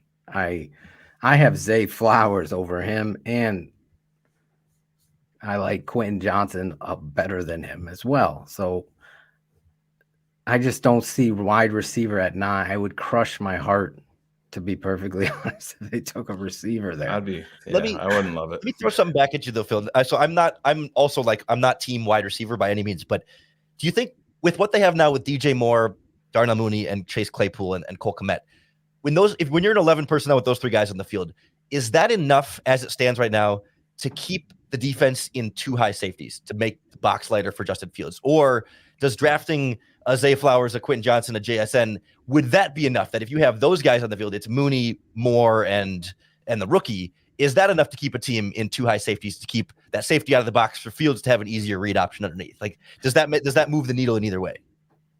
I think getting more, obviously, I got to agree with the GM. Getting more was a priority for him. Yeah. And I think him and Mooney will get those guys out. And Claypool is so beaten up based on when he was traded, then he got hurt. Like, I'm not a hater of that trade because I saw the athleticism when he was with the Steelers and Big Ben, who I love, throwing the deep balls down. I just think that trade. So I like this. Oh, I think that'll get it out. My real love affair with the pick isn't a wide receiver. It's the tight end from Utah, Kincaid. That kid, I believe, can get, if you were to add him to that group, because I was telling Shane, looking at what's his name's, I always mess up his name, the kid from the Packers we signed, the tight end. Big Bob Tonyan. Thank you, Tonyan. I don't like the block, but I can catch. I don't like the block, but I can catch a ball. His blocking it reminds me of him and Cole Kmet. Now Tonyan is a better chaser of the ball. So when the ball is in the air, he's not leaving his feet like Cole does on an out route. You know what I'm saying? It's the most frustrating thing when he jumps for no reason. You're humongous. What do we do? You're so big. I was on the sideline with him. I'm like, you're so fucking big. Like, why are you jumping? Like, just catch the fucking ball, drop your pads, and get going. But Tonyan it's like the same kind of thing. So Kincaid now, he's on a different level to me. And I got to give credit to friend of the network, Matt Waldman, for comping him the closest to Travis Kelce he's scouted. Now, if you're going to get a Kelce type, how I believe in tight ends for Justin Fields. Then I believe. Speaking of tight ends, Phil, we do have some breaking news. Breaking news. The tape never lies. Network breaking news.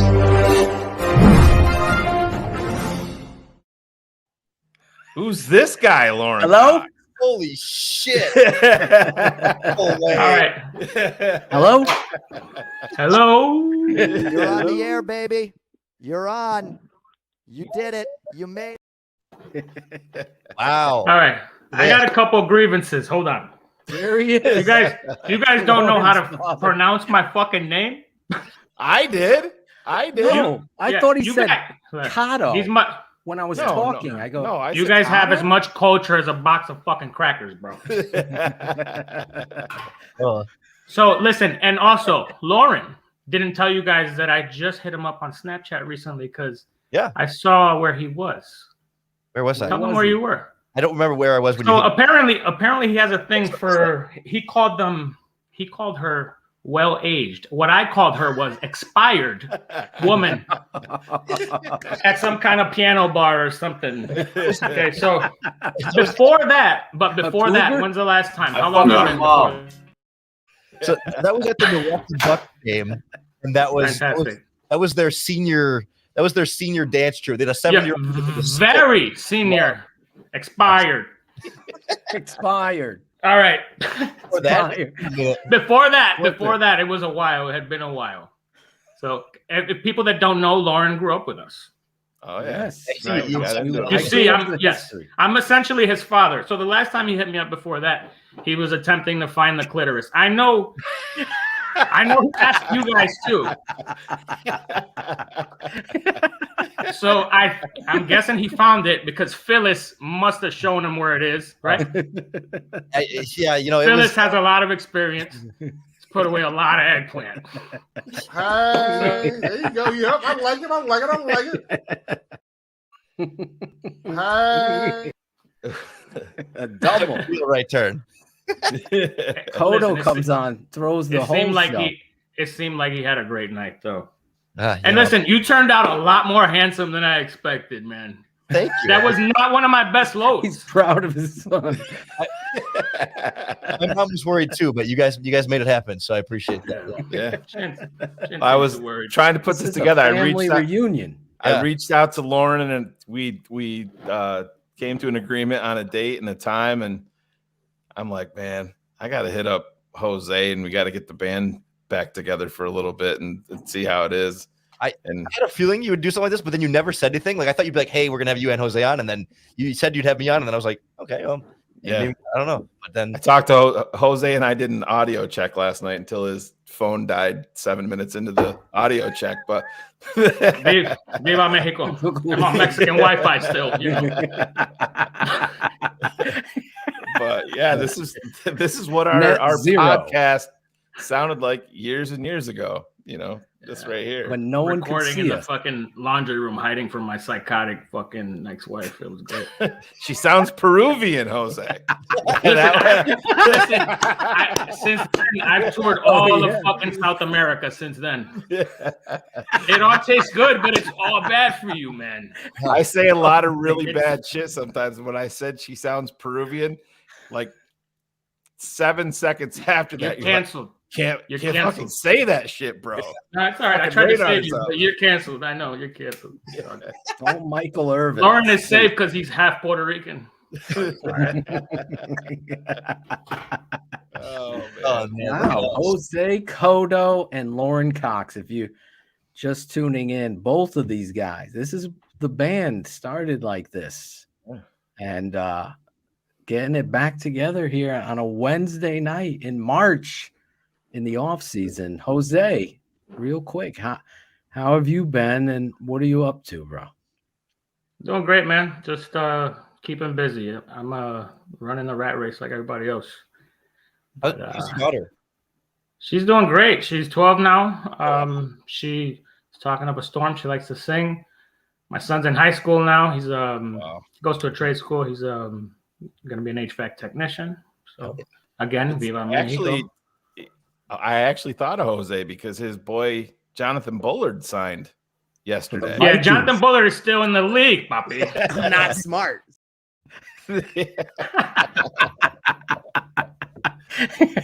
Well, Jonathan Bullard days. He was a big Bullard fan. Yeah, I remember. He wasn't terrible for Minnesota last year. No, he wasn't terrible for Minnesota. No, he wasn't. He was good, but he was not terrible. His whole thing was he a good guesser of the snap count. That became the thing, and it tricks a lot of people a bit. Yeah. You know what I'm saying? Yeah, that does happen a lot. Especially in the three technique, as well as the cougar technique, apparently, at the piano bar. Dude, Lorin looked like Sam Mustafa when I was trying to explain where the clit was, dude. He was so confused, bro. I'm like, A-gap. He's like...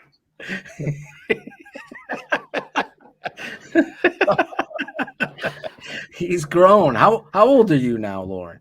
My 27th birthday is next week. Look at this. We're just a puppy then. We're fucking old, man. I got it up. Yes, I put on one of those like coal miner hats with the light on it. So as I'm trying to like find it in there, like, yeah. 27 years old. I mean, I do some other things with the hog. The hog. You got to clip it a little bit longer, Jackal, because it cuts off at hop. But we get it though. Then let me do what I had to do. I know, man. Chris. I know. Man. I fucked your mom. Calm down, Claudio. Jesus. Oh, crazy. Jesus. So talking Bears, Jose. How I asked Lorin real quick, how and your thoughts of Justin Fields? Are you a believer in Justin? Are you happy with this? It's been years since the Bears have a quarterback, and I really haven't spoken to you about Fields at all. He looks like a really good wide receiver. You fuck yourself. Okay. The people that actually say shit like that, fuck you. Fuck you. You're stupid. So I'm a believer. So I've been a believer. I think he shows you something every game that should make you a believer. And with the shit that we've surrounded him with, we have to give him a fair shot. So now we get to see what he's actually made of. Now he has a supporting cast. We got to give him some more help on the offensive line, but I'm a believer. I don't think that wasn't your problem going into the offseason. So I think football is a complicated game, or it can be a complicated game, but it can be made really simple by special players. And if we want to talk about our offense, there were a lot of games where our offense became as simple as just Justin Fields making it happen, and we were in games because he was improvising. I mean, yes, he did it in spite of coaching, in spite of the offensive line, in spite of the wide receivers. So let's see what he can do with some actual support. Now, Lorin asked me, and I'm going to ask you, like, where are you at with Mooney, Moore, Claypool, and Kmet in that ability to analyze this quarterback? Are you happy with that, or are you looking for more in the draft? I think that's a respectable group on paper, but I'm not a big fan of Claypool. I mean, Claypool is – I think we've seen what the best of Claypool is winning an occasional jump ball. He's an athletic freak, but he hasn't put it together. I thought that was high compensation. At this point, I'm not going to cry about it. I mean, it's not my money. I didn't love that trade, though. No, you didn't like the trade? I love getting DJ Moore. Yes. I do believe that Mooney fits. Mooney's shown you that he's a gamer. He's gonna battle. He doesn't give a shit who's lined up in front of him. I love having guys like that. But you couldn't expect that guy to be your number one, or for defenses to respect that if that's what you're running out there as your number one. So I mean, I like what we have right now, but you have to be looking to improve at all times. I mean, I want to see them add an explosive running back, man. I'd like to see them take a running back at 9. I know a lot of people are. You're hearing that. There he I know you're. All right, it's nice knowing you, Jose. Listen, I hate it when I agree with like casual, the casual fan. Not smart. Hey, in this case, again, we're talking about what did I just say? Justin Fields was able to simplify a complicated game because he's a freak. A guy like Bijan Robinson. Your fucking class. That's not me. Sorry. A guy like Bijan Robinson is a game changer. That's somebody you should see. Slow down with the clips. Let him finish. Claudio. I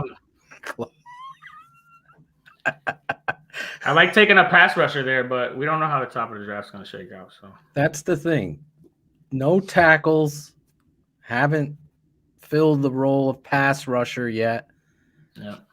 So, and we let David Montgomery. I don't think it's anybody doesn't. If you don't know, now you do. How much I love David Montgomery. I was disappointed that they let him go, but I always say this: I cheer for the jersey, and I'll always be like that, And then I like Deonta Foreman. Going to be breaking down his tape with my father this weekend on our patron show and show you a lot of things that are there to like. But I'm with you, Jose. I think you got to go into this draft looking at some of these running backs. I agree with that. I couldn't. I'm not going to be in the first round.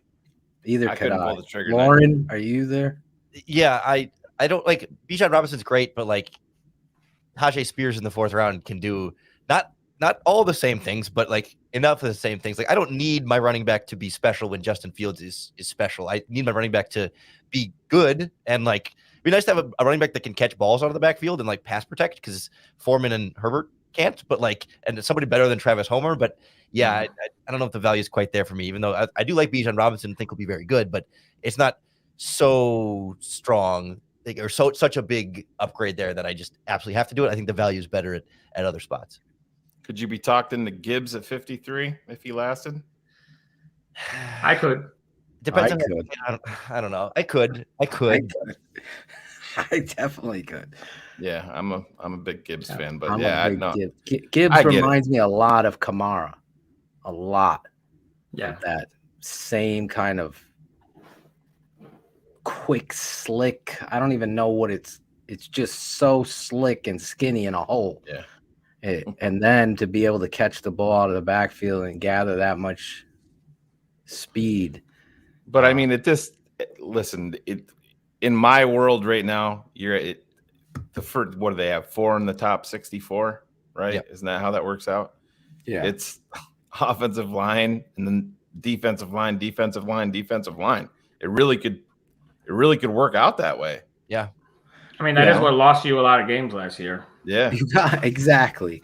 But Jose, be honest, where were you? I know Lorin hinted that he agreed with me too.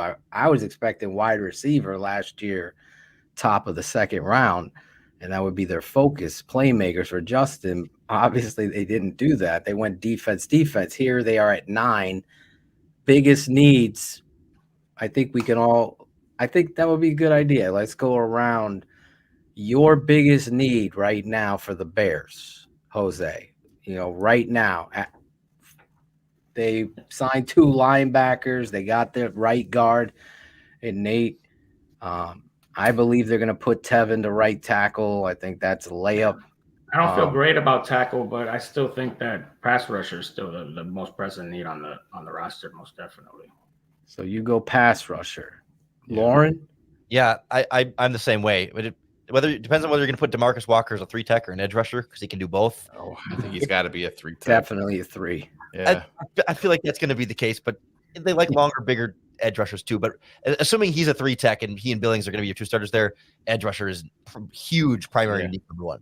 Well, so if we're talking about pass rushers, we got to talk about the elephant in the room here. And I understand we got to talk about Jalen Carter because, listen, we've broke him down on Draft Mob, and when he's on, but there's question marks on tape and remove everything off the field and the questions off the field, all of that. There's questions on the tape.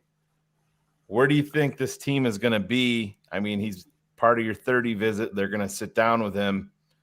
The draft goes. I mean, I still think I could still see Seattle being. They do things differently. I could just see them being like, yeah, number 5, we're taking him, and we'll figure out something else at number 20. So I don't think he's going to be there. But the draft is crazy. We all know that shit happens. He's at number 9, knowing what you know right now. None of us have the ability to sit down and talk to this kid one-on-one. To me, the way that I feel right now, I can't do it. I can't pull the trigger on Jalen Carter at 9 with everything that I just when I'm questioning your ability to say, is he going to have that switch on even 90% of the time? That to me is a major, major red flag. And then I see what happened at the pro day, and I understand everything else beyond that and the stress. I mean, that was just 9 pounds in 2 weeks from the combine. That's like 3 more red flags for me. I can't pull the trigger at number 9 on Jalen Carter. Lorin, what do you think? Yeah, I find myself feeling similarly that no doubt, like the player that you see on tape when he's best, like is absolutely a top 5, top 3, maybe top 1 player in this draft. Yep. When we were down at the Senior Bowl, I was talking to a guy who covers Georgia, and he said that there were times last season where like Kirby Smart and the Georgia coaching staff was frustrated with him at practice, like not even the game effort, but just like being able to be that guy they want him to be at practice. And if he's a guy who needs that motivation, like does he love football or does he love being a football player? That's the opposite of what Ryan Poles talks about prioritizing, right? We want guys who love football, who just want to be here, work hard, and have fun. And like that does not seem to describe Jalen Carter from everything that we're hearing, even separate from just like, speeding, joyriding, legal stuff off the field. Like even just on the field, like, is he the football player that the Bears seem to target? I don't think he fits the human being behind the helmet that they like. It's hard to sell the hits philosophy with a player like that, right? Yeah, exactly. Jose, how do you feel? I'm taking him. Are you? Yeah, I'm taking him. I'm gambling on the talent, but I'm not taking him going into this banking on him being my only. I'm not putting all my eggs in that basket. similarly to Philadelphia last year, where they just threw a bunch of bodies at their pass rush. I'm looking to do something like that. But if a player like that slips to 9, I think you're right that a team like Seattle could take him. I mean, they're known to do things like that. They took Frank Clark. They've taken other guys with character concerns. But if he's there at 9, I'm taking him. And if you want to talk about the hits principle, I mean, last year we didn't see the fucking hits principle come on. How many games? Yeah, no, I don't think. There's no fucking effort here. Like, what's going on here? But I think if they had the 9th overall pick, you would have seen the hits principle in that guy. I think that would have been a part of it. This was a stripped down. You traded away one of the only guys that looked like he was actually attempting to practice the hits principles. At least I thought was playing with a lot of effort. But and don't forget though, like last year OTAs, they got fined for practices being too intense. Like they were really pushing the hits thing at first. I agree. In season, yeah, they were not. Who was the guy from the former Charger? The end we had, and the player rep, he got cut the next day. Yeah. Who was that dude? He lineman. Yeah, he was a D lineman. Oh my God. Blanket on his name. He was Georgia Tech. Yeah. Remember, he was out of Georgia Tech. Fox? Was it Fox? No. He had a weird name. I'm looking. Atachu. Jeremiah Atachu. Yeah. Jeremiah Atachu. Yeah. Atachu went to Goodell and told him how hard it was. And they got fined, and then he was gone. I agree with you, though, Shane. If you're considering bringing him in, I think it's absolutely critical. I mean, do you go out and bring in a guy like a Calais Campbell who's older but been through it? To me, it's critical that you have to surround this guy with a mentor, a guy that's seen everything. Right. And let's be honest, part of every guy on your roster, if you're a good football team, is not going to be a choir boy. I get it, but this is Ryan Poles' first round draft pick. If it's in the top 10, I'm not sure if he's going to be willing. Do we really want to be that careful with these picks? I mean, how many of these have we watched them flush? We've watched them flush so many. Yeah. If you take a guy that's that unattached to football, that has just gotten over on his talent, then you create a situation that is culturally going to destroy you. You can't ask somebody to love somebody. I think we all have learned that lesson in our life. It's like I always refer to. I loved the Eddie Goldman pick. I mean, we were all together. That was the Kevin White draft. Right. Loved it, but to me, Eddie Goldman was always the fat kid in 7th grade, and they're like, "Motherfucker, you're huge. You should play football." And he's like, "Okay," and he came that out shows how special. Yeah, shows how special he was. He got as far as he did by not really loving the game, and But do we know that? Do we know that? That's the thing. I think I should have prefaced. We know it now. Yeah, I should have prefaced it by saying, I mean, I would need to have a lot of conversation, a lot of dialogue with the kid. Yeah. I would need to believe that. Well, that's what we were saying. He's not going to mail it in. But we don't get to do that as analysts. We don't get to sit down with them. If they do that, they better have all the boxes checked. Because if you get a guy that doesn't love the game, you're losing. Michael Haynes, Alonzo Spellman. Yeah. They go down the line. But I'll be honest, Phil. I pushed Jalen Carter down a lot more just from the fucking that pro day turned me off. Yeah. Oh, the pro day! I thought he was drunk. I mean, he was drunk. That was swear to God. I know pro days. Shane sends me this clip. I go, is he intoxicated? He's going around the bag like. But let's be pro days are set up for you to shine. I mean, all of that, and he did not give a fuck. And yes, I understand the outside stuff and the stress and all of that, but then the 9 pounds in 2 weeks, it's just like, what do you, man? What was his name? Albert Hainsworth. Yeah. So much talent. Then he got paid. The effort goes away. It's not. Listen, at the end of the day, Jose Cotto, I can't really speak for Lorin, but I know Shane and I go absolutely fucking nuts. It ruins our fucking week that the Bears lose. And if you have somebody out there not giving a fuck, it's worthless. Right. It's worthless. It's I don't care how this is the same coaching staff that ran Sam Mustipher out there every week. I agree with you. Effort out of that dude. That's why I said you have. And I'm not saying so. Of course, I wouldn't draft Jalen Carter if I believe he's not going to give me effort. I'm saying that based on what I can see in terms of talent, discounting everything else, not having any of the other information. I mean, all we know is spoon-fed to us through the media. Unless you guys know more than I do, I'm talking about what I know. Yeah. I don't know much. I know that when the guy is on, he looks fucking special to me. You know. Oh yeah. He can wreck a game, and we did not have anybody on the defensive side of the ball that could wreck a game like that in the interior.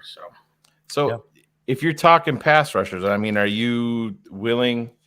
I'm higher on him probably than most people. I know Phil likes him too. Who's that? Are you willing to pull the trigger on Lukas Van Ness at 9? No. No? No. Lorin, you? It would kind of depend on who else is there, but I could see a scenario where yes, I could pull the trigger if a few other guys are off the board that I like more. Yeah, I'd try to slide down there if I could, but yeah, ideally you could move down a little bit. But I think you have to think he's going to be a star. You think at number 10? I always laugh when people are putting like Bijan to Philly, and that's not who they are. Philly is offensive line, defensive line. That's who they are. And I said, if for whatever reason Chicago passed on Jalen Carter, I think Philly probably would sprint to the podium. And if he's not there, I could see Philly sprinting to the podium for Van Ness also. So, I mean, I'm not even sure if he's a guy that you're going to be able to have the ability. I mean, what is he, 275? I mean, this is a dude that you can put 20 pounds on that frame pretty goddamn easily. And then you're talking what? That's like J.J. Watt territory. What is he, 6'5", 6'6"? I thought you were trying to do you said I'm talking what? I thought you were trying to do the math in your head. I'm like, just add 20. It's not that hard. Yeah.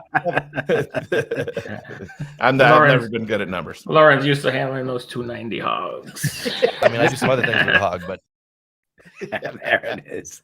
Good job, Jackal. But yeah, they're so slick and skinny in a hole. Yeah. There's definitely a lot more projection involved in there, but to me, if this coaching staff and this front office, it seems, length. You hear Eberflus talk about it. Luke tall, Van Ness. long. Shane did it, right? Players. He did say Kyle Van Ness. I did? No, somebody in the chat said Kyle. I said Lucas. Oh, okay. I thought you said. Yeah. Yes. A lot of talk, about the offensive tackle position here with Chicago. And of course, in their backyard is a guy at Northwestern that everybody seems to have an opinion on. For me, Broderick is my number one tackle. Breaking news for you patrons out of Georgia. I really love what I see of him and where his potential is. And I like the fact that he's like the opposite of Jalen Carter. He's got elite traits and he fucking loves the game. You could see it on tape. Mm-hmm. Skoronski and obviously Johnson from Ohio State showed you the athleticism today where people were concerned. I wasn't. I have Paris over Skoronski as well. So Skoronski is getting this push. Is this an agent push, Lorin? Is this local? It's Northwestern, Chicago. I think he's a very good football player. Yeah. I can get by the short arms. People want he's got such a short arm, put him at guard. Doesn't he become a complete outlier at the position with yes. that? Yeah. You know what I mean? That's a gamble here. It's to me, it's like what were his arm length? What were his arms? 32 and an 8 or something like that. It was just a smidge over. But I know I'm short, right? Tell him you're long where it counts. So you got those. But like Lorin, could you pull the trigger on Skoronski at 9 over Paris Johnson or over Broderick Jones or? No, I because like for the same reasons. Like, do I think I would give him a shot at tackle maybe, but like he would be like the only tackle in the NFL to be successful with that short of arms. It's not impossible, but is it Parcells who said if you have a a roster full of exceptions, then you become. I forgot. The quote, Shane. You're shaking your head. Yeah, I read somebody had it on Twitter today. If you have I think Greg Gabriel put it out there actually. If you have a roster full of exceptions, then I can't remember. Nope. Let me, you guys talk, and I'll grab it real quick. Basically, if you have a bunch of exceptions, you're not gonna be the exception. Like you're gonna be exception. Yeah, like something along those lines. Exactly. Like, yes, one exception here and there can work, but if you try and make that a common strategy, you're gonna realize that these guys don't pan out as the exception every time, and the rule tends to more often be the best way to go there. So yeah, I don't think a guard at number 9. I mean, he's no Brandon Scherf necessarily. So I'd pass there. Jose, you as well. Where are you in the tackle camp? I haven't spent a lot of time watching these guys. I have a bit. Okay. So yeah, I'm not going to bullshit you, but I think that this team is way too enamored with athletic offensive linemen, with like trying to make that work. I think that's why you saw Mustafa out there every week. I think he's probably a guy that looks great in a walkthrough. He probably puts a lot of effort out there or whatever, but on the field. Yeah. So, I think that we're probably going to see them go that route where they're just looking more so at the traits. Yeah. Real quick. It was start drafting an exception and you'll have a team full of exceptions and lose. So that was the direct quote from Parcells. I mean, of course, you'd like to see the left tackle get better, but how much do you trust this coaching staff to develop players? If you're going to draft offensive linemen that are projects, where you're questioning what position they're going to play and all of that. I think it's like the story of Chicago. But is it more developing with Braxton Jones, or is it more strength and body development that way? Well, that's the same thing. Yeah, I mean, there's I see what you're saying. Yeah, he's got great feet. It's hard. You're not athleticism. You're not can't getting a go lot into the stronger. season without any competition there. I don't think. No, that's what we were talking about before you got here, Jose. I'm not making any decision on my offensive line and saying, all right, we got Braxton Jones. We can't, You shouldn't feel good about that. You shouldn't feel good about that. And that's not a slight at Braxton Jones either. It's not. It's because he can get better. I'm trying to protect my quarterback under any circumstances. Yeah. I mean, I got tired of watching him get bull rushed and also admitting it publicly that I'm getting bull rushed. Like he sounded very defeated. I mean, that was concerning to me, when he's talking about it. Yeah, I understand I'm getting bull rushed. Don't talk about your weaknesses. Say next week, whoever lines up in front of me is going to catch the work. That's it. Jay Nokel knows the recipe, Lorin. You just take talent over need. Top 20. Get your head out of your asses. Get your head out of your ass. Just talent. You're looking at 4 guys with their heads in their asses right now. So yeah, I'm a certified clitoris master. I don't know anything about football. Shit. It says it on the banner right there. Right. Just Lorin, expired. Like a fine wine, sir. I love Darnell Wright, Mattia Carey. Let me ask you guys this, because I think one thing that we haven't talked about at number 9, and I think is 100% in play, no matter who is there, is being on the move again. Mm-hmm. You talking to Cars earlier, you get to number 9, and let's just say they could have the top offensive tackle available for them, and the Jets, the Titans, they're in that group. They want to move up, and you're getting something. I think them trading back is 100% in play, very, very high on the list. They could be on the move. Who knows? Do you guys agree with that? Think about Ryan Poles saying a few weeks ago before the trade, there are 7 blue chip guys we view in this draft. That includes all the quarterbacks. So but he's not going to take into the quarterback. So if that includes, say, Richardson, Stroud, and Young, and maybe Levis, maybe not, that's 3 or 4 guys that they view as blue chip guys. Chances seem pretty low that one of them is going to make it to 9. And so then if Poles is sitting there at 9 saying, well, all of our blue chip guys are gone, so now we've got 10 other guys we like here, why bother staying at 9 at that point? Yep. I couldn't believe, because you're right.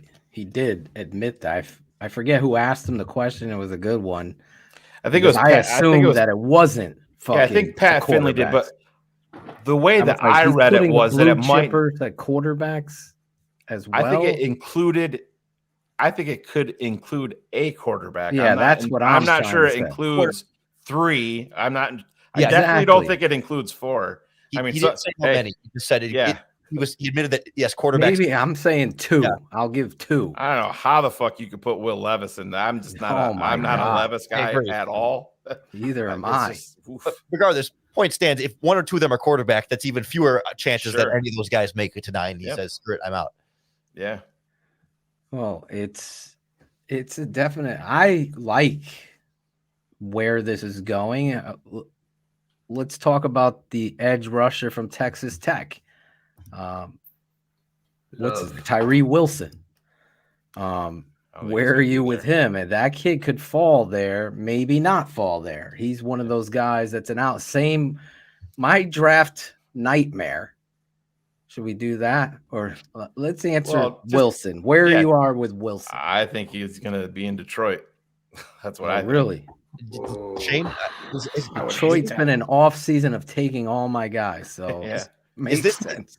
Is this live stream Patreon only, or is this open to the full? It's open to everybody. No, Yeah. It's open to everybody. Maybe I got picked up a nugget that I don't want to share to everybody, but we can talk about off there because I don't want to break some confidences there. But Tyree Wilson is liked by some NFL teams more than Will Anderson, and Daniel Jeremiah talked about it. Maybe that team you mentioned, it was one of them. Yeah. Well, Daniel Jeremiah kind of alluded to, don't be so shocked if Arizona does sit at 3 that he's not the pick. Yeah. Over Will Anderson.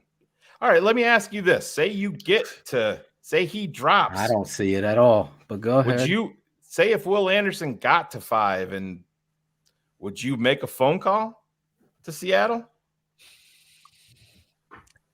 So is Wilson off the board then? Yeah, no, I'm saying that under that scenario, you'd go 3 to make Wilson him drop. went 3. I'd make a call. I don't know. I'd see what the price is just to find out. But I'm not giving up, future first round pick or anything to go. Oh, no, totally agree. Or like one of your extra seconds now this year, or to go up to 5. I mean, that's probably lowballing it too much. But I don't think it's likely. But I'm just, I think, I don't know. I'm Anderson or Wilson at 3. I mean, Arizona's probably going to be on the move, even if they're only going back to 4. And then you could see Anderson going 4 to Arizona. I always have in my head that Seattle's going to take Jalen Carter no matter what, because they just do things differently there. And then there's Detroit. Can you imagine if Wilson fell to 9? You run up there. I'd You be turn that shocked. card in so fast. Excuse I mean, me. come on. If Anderson, I'm saying, I meant Anderson. Sure, If Anderson. Will Anderson fell to 9 because they jump on Jalen Carter. Someone trades up for Will Levis. The kid Richardson goes. All of a sudden, Jalen Carter becomes a. Did you hear Thomas Davis talking No. about that?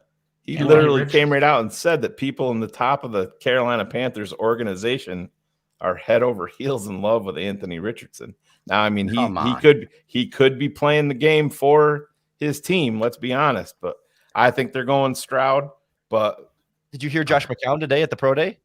Well, No. have you seen What the did he YouTube say? video of Josh McCown talking about Stroud?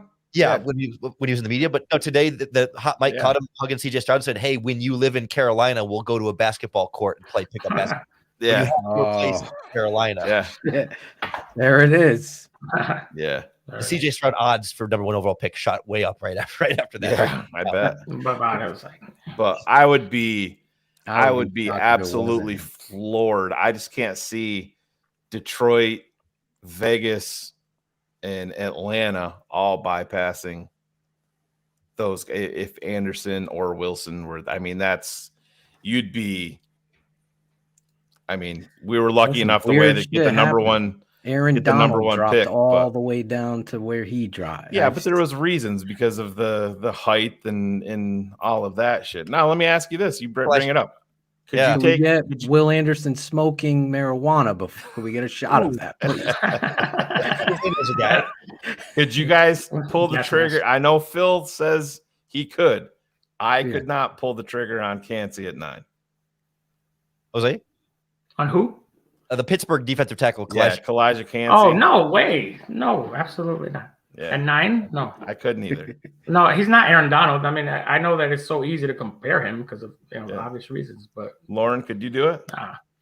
You know, if he was a little bit longer or like a little bit, stronger, I'm close, but 9 is just a little bit. It's a little bit. I would trade down and take him, absolutely. But again, I feel like there's going to be other players available at 9 that I would just have higher on my board, and I got to take best player, not just the 3-tech pass rusher that I like. He's one of 6 players that I could pick at 9.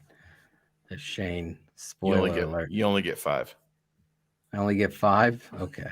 I wouldn't be he's pissed. in the 5 then. I wouldn't be mad. It's just wouldn't be my I'm favorite. a huge fan of what he is and what he does. Again, that guy, just like Hufunga at USC. Everybody remembers Jose. I remember this kid. I'm his father too. Yeah. Oh, Cars is his father. Jose, you gotta find a condom here at some point. You got a problem. What? Get in somebody's ass.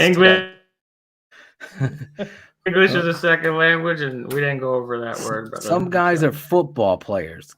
Cansey is that on tape, and he did it consistently on tape. And he's an outlier. That's a multiplier to me. That first step, twitchiness, and instincts on a defensive tackle are hard to find. And that's how I look at players like the USC safety, Hufunga. I fuck his 40 time. Don't tell me shit. I knew he's going to be a star because he had the natural instincts, and you see where he's at. Those instincts go a long way. I wouldn't be upset if they took Cansey. Are they going to? It doesn't fit the terminology of Eberflus. Long, lean. Long, lean. Well, I don't know about the lean, coach. Long and fast, I don't get. think he said lean. I think he said it's just so slick and skinny in a hole. Yeah. I think he said that either, but I think he said that's what he said. Long and explosive. Get his exact words, Jackal. We'll see what he says. Lanky, whatever he like. I like Cansey as an outlier to that. What about Lorin? You said you like him, but it would be tough. If you traded down 2 spots, you're at 12, or excuse me, 2 spots would be 11. Then you picked up an extra 3rd round pick or whatever you got. There you go. Well, that would be essentially the Chicago and Tampa trade for Leonard Floyd. Wasn't that 11-9? It was a 4th rounder. Oh my God! We gave a 4th to get up there. I believe so. I think it was an 11-9 swap. Yeah, and it was for a 4th rounder to get ahead of the Giants. I think the Giants were at 10. God, Shane, that memory of yours is insane. I know, it's crazy. Crazy. I hated Leonard Floyd, and so did Lorin. So I think we were all sitting there waiting, where we're like, "Fuck the gas mask and just go get the left tackle." But see, that's how I feel about Lorin. Jalen Was Carter, at the though. draft right? Lorin calls me. They got a trade.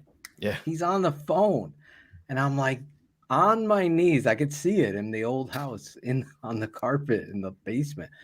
They're getting a left tackle. Finally, we got our guy.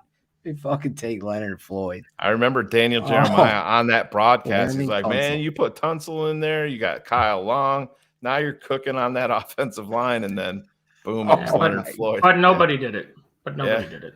So they did. The Dolphins did. But at what 11. was that, like? That was 11. No, it was like 14, I think. He dropped way past where he should have. I mean, well, there was talk he was a shoo-in for number 1 overall at one point. He was the best that player year. in that draft. With 13. 13 or 14, yeah. That's I thought 13. You were sitting there. I thought we were going to get the best player in the draft, at least in my opinion. I thought they should have did it.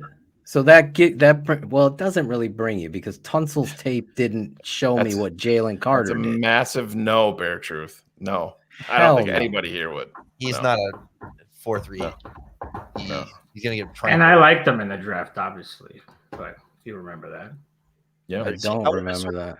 I wanted to circle back to Shane's memory and also yours, Phil, and Jose as well. But when we talk about pass rushers like Jalen Carter, like it seems like every year or two we have a guy like this that like there's questions how much he loves, like effort questions. Like he's really good on some plays. Like the name that came to my mind right away was Rashid Hageman, actually, as being. Oh, I love that dude. Yeah. Well, when we think back of defensive tackles, especially that we have these like effort and love of the game questions. How often do those pan out? Are there other examples of guys that you remember entering the draft where it was like, there's only one off sometimes and it still worked, or do they always flame out? Was there questions about sap? Or his was just marijuana. That was weed, and I mean that was what 95. But I look back, there was still out. There was a couple of questions. I compare. I know people like to. I comp Jalen Carter. I was a huge Fletcher Cox fan. You know, just the body comp and everything like that. Yeah, exactly. But I think with a lot of those guys. A lot of those guys, there's always those questions. I mean, let's be honest. You're never going to get the 100% always on with these guys that are, 6'4", 320 or whatever. But I saw enough on tape to me that I'm like, man, why? I want to see you're getting limited reps in Georgia anyways because they're fucking everybody's in and out and in and out and in and out. And I'm like, man, why? Why are you just? I thought they should have been more dominant. Yeah, that's what I'm saying. That's what I'm saying. Surrounded by him and his talent, it's come on. That's why you guys didn't have any effort questions with Will Anderson. Just curious, because when I watched him, I felt there were games where I'm like, is he trying here, or is this tackle just that damn good? Because I think part of it is too, and I think that it's a great point, Jose, and I brought this up on Draft Mob when we were talking about it. These guys know they're a few short snaps away from generational wealth, and they're up 40. You know what I mean? But both of them know that.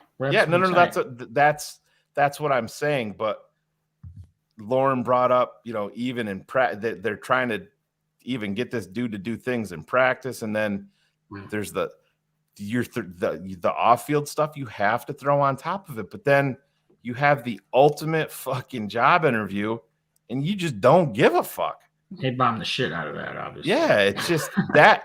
Honestly, that I called Phil. I'm like, you can't fucking touch this dude, right? I'm like, goddamn.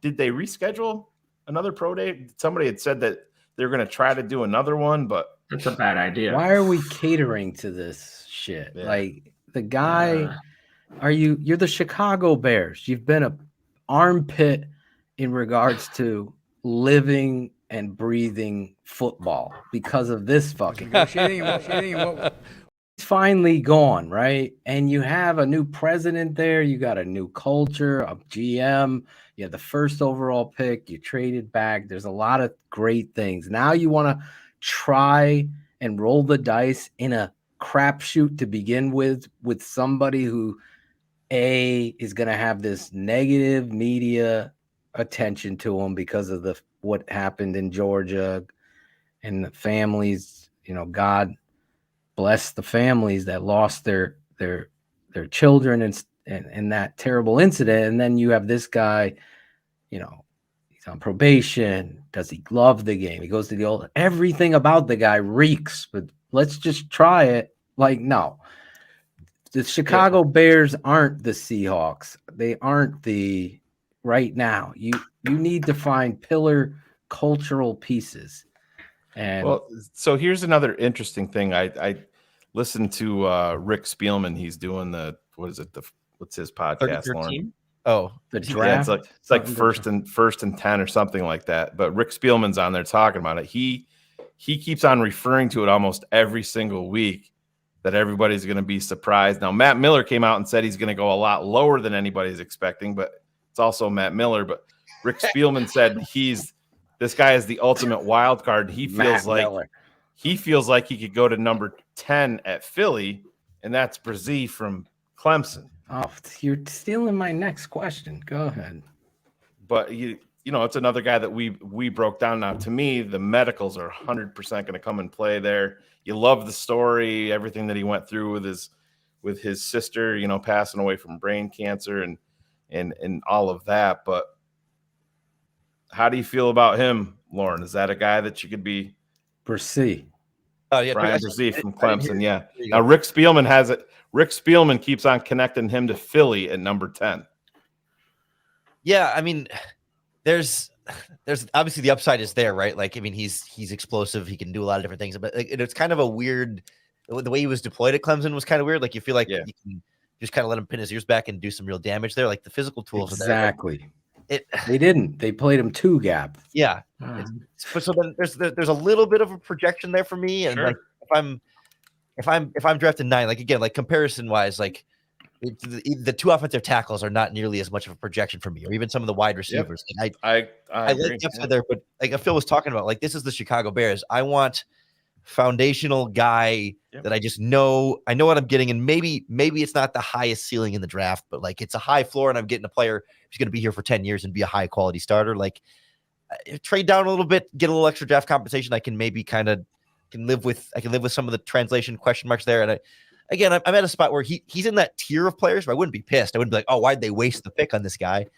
But there are other guys I would like better, and I'd rather go with a little bit more sure thing when you're drafting this high. I love Breese. I do. I really believe that I'm out on his teammate at number 9, by the way. Before we talk about Miles Murray, I would be pissed if we can took you him stop at 9. ruining my fucking show here? The second round, third round player. Stay on Breese. Your That's show, the one Jesus. guy. Don't get Medusa, man, thinking that you're my fucking boss, bro. I'm the boss, right, Medusa? Yeah, Jesus Christ.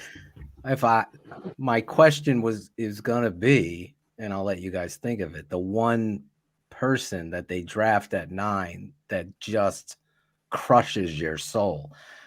And Shane just gave away mine. So Breese, though, I'll let you guys think on that, and we'll get to that next. I believe has to be in play there. Length. He played 2 gap. Lorin, you're 100% right. Imagine if they just let this guy attack upfield, what he would do to other team. I mean, his hand technique and power. He has all the things that you're looking for in a 3 tech. I mean, he reminds me a little bit of a young Dan Hampton type. I mean, Shane asked, "What do you think?" I go, Shane's like, he looks like a deep lineman out of the 90s. Looks like a defensive lineman. Yeah, he looks like a defensive lineman from 1987. That's what I said to you. He does. And he has this body that it's not body beautiful, but it's not sloppy body. It's just looks like he could be a bouncer at the Hog at 105.9, but also can go in there and do that. I just love that football player. I would not be upset, for the record, if they called his medicals got to check out. I mean, his medicals 100% in play. So what's on his medicals? Because I think so. I didn't know anything about his medicals, but I thought that'd be a safe pick at 9. If you're trying to go safe, I think that's a safe pick at 9. He had an ACL, and I believe he had did he have 2 bicep injuries? He had a ruptured bicep. I think Jackal, so. Yeah. All our producers left the show except Claudio. He's here. There he is. Did you say hi to Lorin? Nice to meet you, Jose and Lorin. What's up, guys? What's happening, man? This is our Rex Grossman fan, Claudio Fern. The one and only. The founder of the fan club, the only member of. You didn't close it? It's still open. I mean, I would have shut it down and stopped advertising a long time. Let's get the auction underway on the. Poor Took a lot of heat. Claudio got muted for a second. We couldn't hear you. Listen, what did you say? I said he took a lot of heat. I defended him. That's it. I had to defend the guy. I'm not going to get into it right now with these guys, but listen, Urlacher did say that Super Bowl was on the defense. It wasn't on Grossman. Straight from Urlacher's. That's what a leader does. That's right. That's what. Okay, there it is. Jose got a solo on that. Danielle Manning. He didn't want to call out Danielle Manning Daniel for Manning. blowing his fucking assignment. Danielle Manning. That was a tough one to swallow. Yeah. Tough one. I think we've spoken to everybody. We got to speak to Chris Harris from that. And Mike I'm going to Brown. start a Chris Conti fan club. He's Chris gotta Conti? be the most. He's got to be the dude that's taken the most heat in the last, 10 years, right? He went to Mike the Bucks and we Glennon? were still giving him shit on Twitter. He was still getting He ripped. did get his revenge. Bears Twitter killed him when he got stiff armed into oblivion by that tight end from the Steelers, man. Yeah. He But then deserved he it. got though. his revenge. He had a pick 6 against us, right?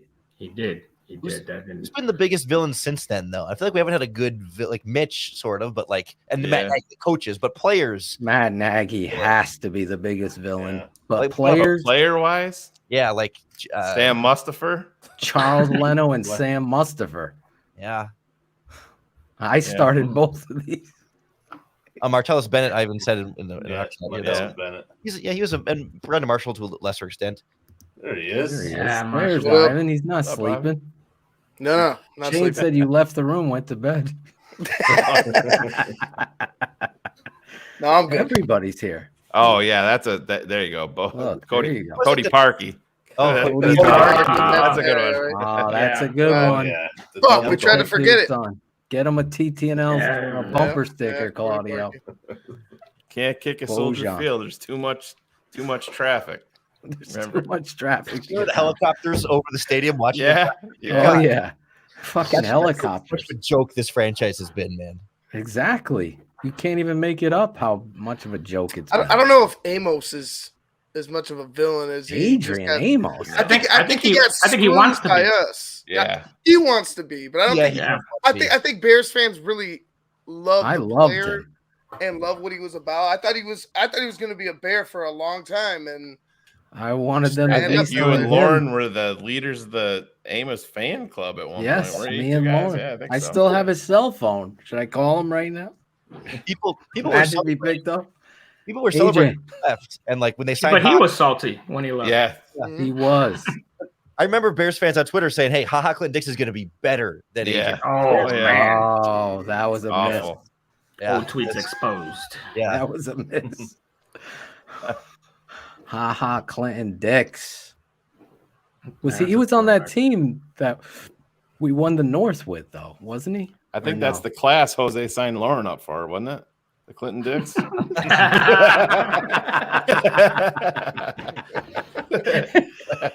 There wasn't a lot of ha-ha. I mean, I do some other things with the Hogs, but Lauren, you're gonna be a drop on our show. Look at that. hey, I'm happy to contribute. You were the king of drops back in 2015 and 16. Was that when it started? Or is I it was 16.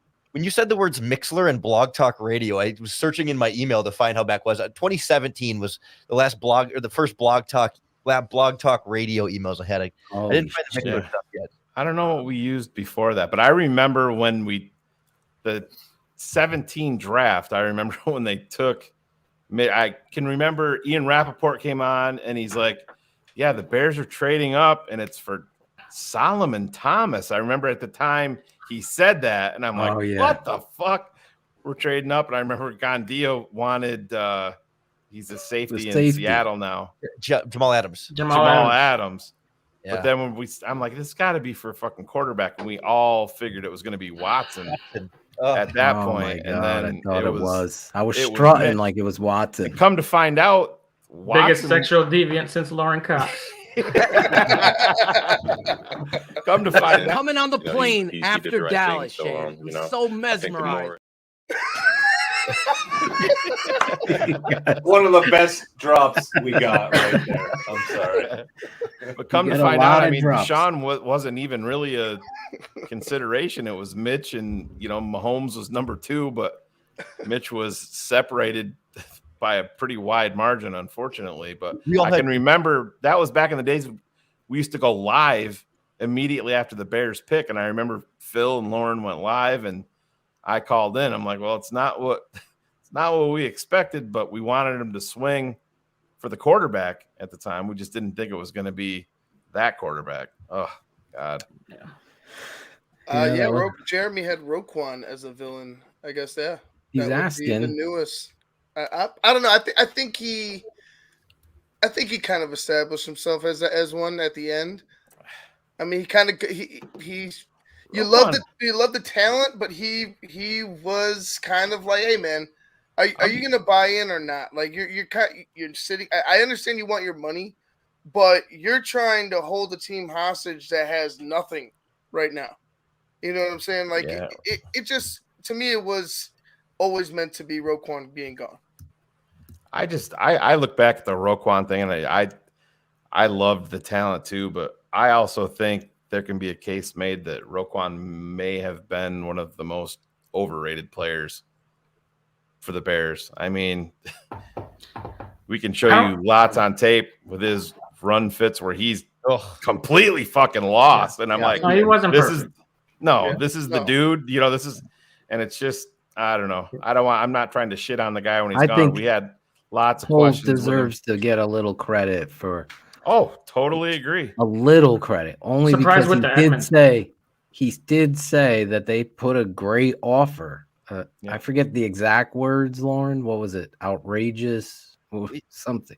He said that there were record-breaking aspects of the offer. There you go, record-breaking. So no details. I can't give him all credit. You follow me, Jose? Because you tried, and we would have been fucking buying a Fiat, in my opinion, for a lot of money. I think the Ravens overpaid in terms of his annual salary, but I also think that we gave Edmonds more than I would have. I mean, really, I was actually shocked. I like Edmonds, but I love him. I think you run into some of the same things with Edmonds that you do with Roquan in terms of what you're losing when they're on the field in coverage. I mean, well, he improved there a lot this year, though. He did. Edmonds did, yeah. I mean, Edmonds gives you that.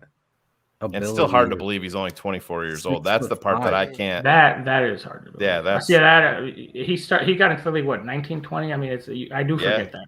It feels like he should be 28 years old at this point. Yeah. No, exactly. It's crazy that he's the same age as fucking Velus Jones. No, he's 2 years younger than Velus Jones. He's 2 years. Yeah. Well, Velus is 26 now, right? He's my age. Yeah. Wow. Oh my fucking god! Lorin, now people are calling you old, Lorin. Velus is like DJ Moore's age. This is crazy, Velus Jones. Yeah, Velus Jones. Your thoughts on him, Jose and Lorin? Future Bears running back Velus Jones. Put him in the backfield. Cordero Patterson. Yeah. I mean, I'm sorry. That is a huge insult to Cordero Patterson. I'm so sorry, but I hated the. I didn't like the pick. I like the athleticism, obviously. Oh, that's great. But nah, man. It was trying to force such a reach. You're forcing something there, exactly. Definitely a reach. That kid's I'll give him credit though. The last couple of games, he showed at least a heartbeat. But I mean, he's 71. I want to see more than that. He's young. Like out and grow. He'll develop. He's a young guy. Yeah. But by the time he's 34, in year 4. Are we going to be talking about Velas's ability to progress in age or progress in play with his age, like we were talking about Mitch progressing as a quarterback? Is it going to be like year fucking 4? Of course, it's going to. We're like, they're waiting for it to happen. Yeah, they're waiting for it to happen. It's the year. I like I said before, I thought Velus was cut eligible in my eyes. Like at 25, like at 25 years old, you can't put the ball on the ground and blow 2 games in the NFL and expect he could grow. I could be wrong, but your time is running up, bro. You're way too old to be doing that shit.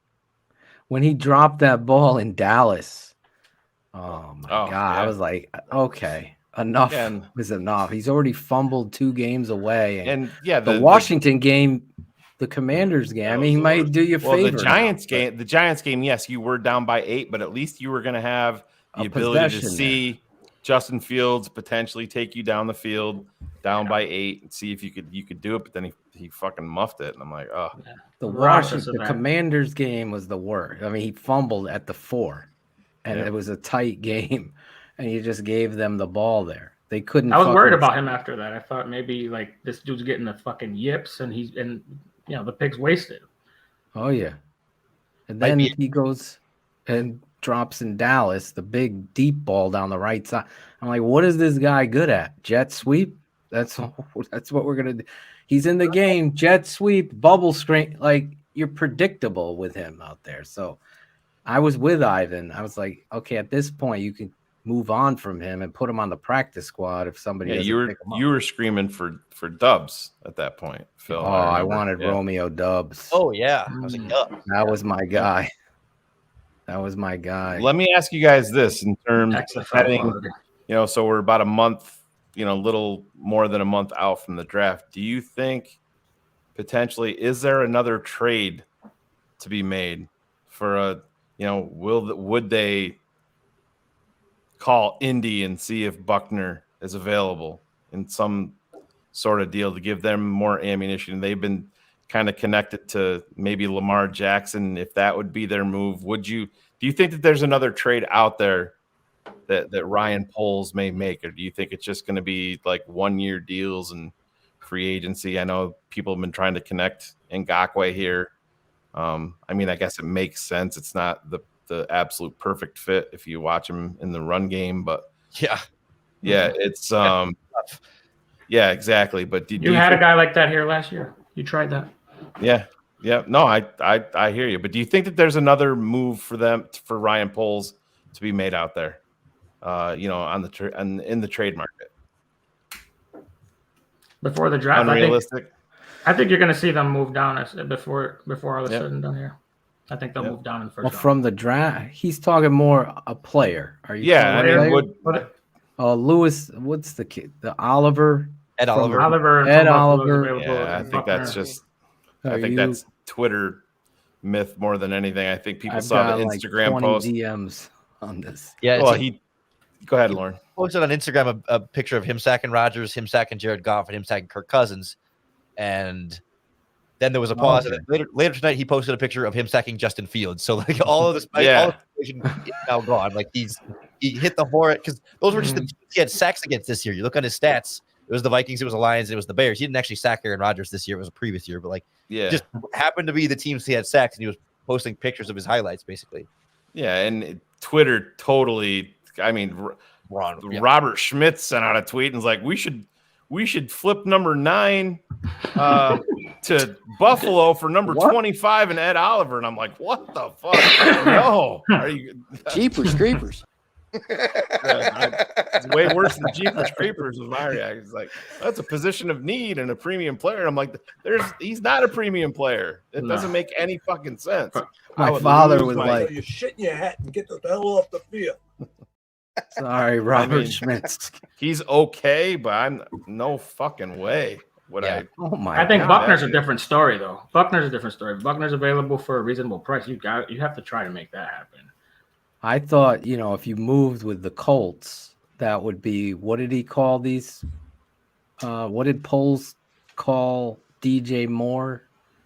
Sweetener or boosters. Booster. That would have been the booster for me. Yeah, so the guy from The Athletic that covers Carolina, I tweeted it out. He said the 3 players were DJ Moore, Derek Brown, and Brian Burns. He said those were. I would have been upset with Brown. Yeah, why not JC Horn or Derek Brown? Like that I was surprised they went in that direction. I was shocked. I thought that the offensive lineman that they drafted last year might be one of the ones. Wonu? Yeah. Oh yeah. I thought he would be, but DJ Moore was the clear home run. Oh yeah. Out of them, or Burns would have been great. They were never. Burns is a stud. Yeah. Yeah, Burns is a stud. Burns is a stud. But it just, when you're thinking about, I think it 100% was what can we do for Justin? It's got to be, it just makes way too much sense. He's on a descending 20, and then goes 16. Down to 16 the next 2 years. Just it makes way too much sense to not get him, a weapon like that. But I don't know. It's gonna be interesting. There was a lot of smoke for a long time around Carolina. Obviously, the timing of it was much different than I think anybody expected. But I also totally understood it. heading into free agency, and you wanted to have a pathway, and you didn't really have to worry. I chuckled a little bit when people were like, well, now they know where they can spend their resources. I'm like, you got $96 million. You can spend your resources wherever the fuck you want to spend them. Let's be honest. I mean, what are they still $20 million over top of the next closest team right now? And they have to spend like done. 50 more million. They haven't even met the cash floor yet. Exactly. So, the Darnell Mooney contract extension will hit that, and I'm dreading. Are you Phil? I imagine from what we were talking about today, you're also dreading the Cole Kmet contract extension. I knew you were going to ask me. I've said it before on the show. I am dreading the Cole Kmets. Keep him on the 5th year, and he's the same thing. Though. He's a second rounder. Excuse me. Keep him this year. See what he does. Don't pay his ass now. It's the same thing Ivan's talking about in the past. Next year, we're going to see the Cole Kmet Cole Kmet continues to jump every fucking time he gets the ball. Yes, But don't you have? If you're looking at him, aren't you seeing an upward trajectory in improvement every year? Towards the end of the year, yeah. Seeing him plateauing. Looking at his tape, I'm with Lorin. Like there was a rise in the Detroit game. He's running deep routes. And he's showing me at the stem that he can do more than he had done. And then the next game, it's like backwards. Like he can't do it the next game. It's too inconsistent to say this is the guy. That's why I really will put a red circle around Kincaid. If there's some way at 9, you trade down, isolate on Kincaid, you get to 15, you take him.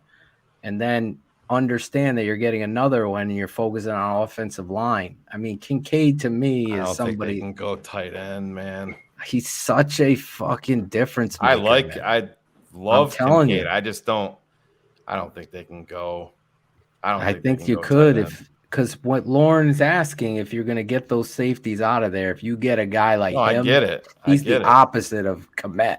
So 2 things. I'm dreading Kmet. Dreading it. Yeah, go watch BHL and watch me. It certainly sounds like he's going to be. I mean, he's so big. Ryan Poles literally only named him when they remember when they were talking about the blue chip players. I think he only named Cole Kmet. Darnell Mooney, Jose, Lorin. You have to read it. It's the first time we've gotten a dog at receiver, a player. This kid's 170 pounds. I was wrong about the kid. I've always said it. I'm like, he ain't gonna be able to hold up. This fucking guy blocked better than Cole Kmet ever could. And that's the fucking truth. I'll put it up on tape and show you. Like, no, Kmet, you want to get paid. And the same thing with Tunyon. When I watch him and he's on a bubble screen, you'll see on Sunday, if you're a patron, we'll watch some Robert Tunyon, same kind of shit, effort. Like it's all about technique and effort when you're out there to block. Now, can they get it out of him? I hope, but I'm not. I'm dreading the news of that, Lorin. Cole Kmet. It's coming though. They got to pay the cash somewhere. Yeah, definitely Mooney. Definitely. I think one interesting. The player's been up and down, but you guys think that they're all in on Jalen Johnson? Because I do not. I'll be honest. I think that Jalen's stratosphere of where he thinks he needs to be financially is going to be in a completely different ballpark than what the Bears are going to be willing to pay. And I know that's going to piss a lot of people off, but that's one that I can see. Fuck you, all you haters hating on Bayless. Wow. Bayless Jones. That's Paul.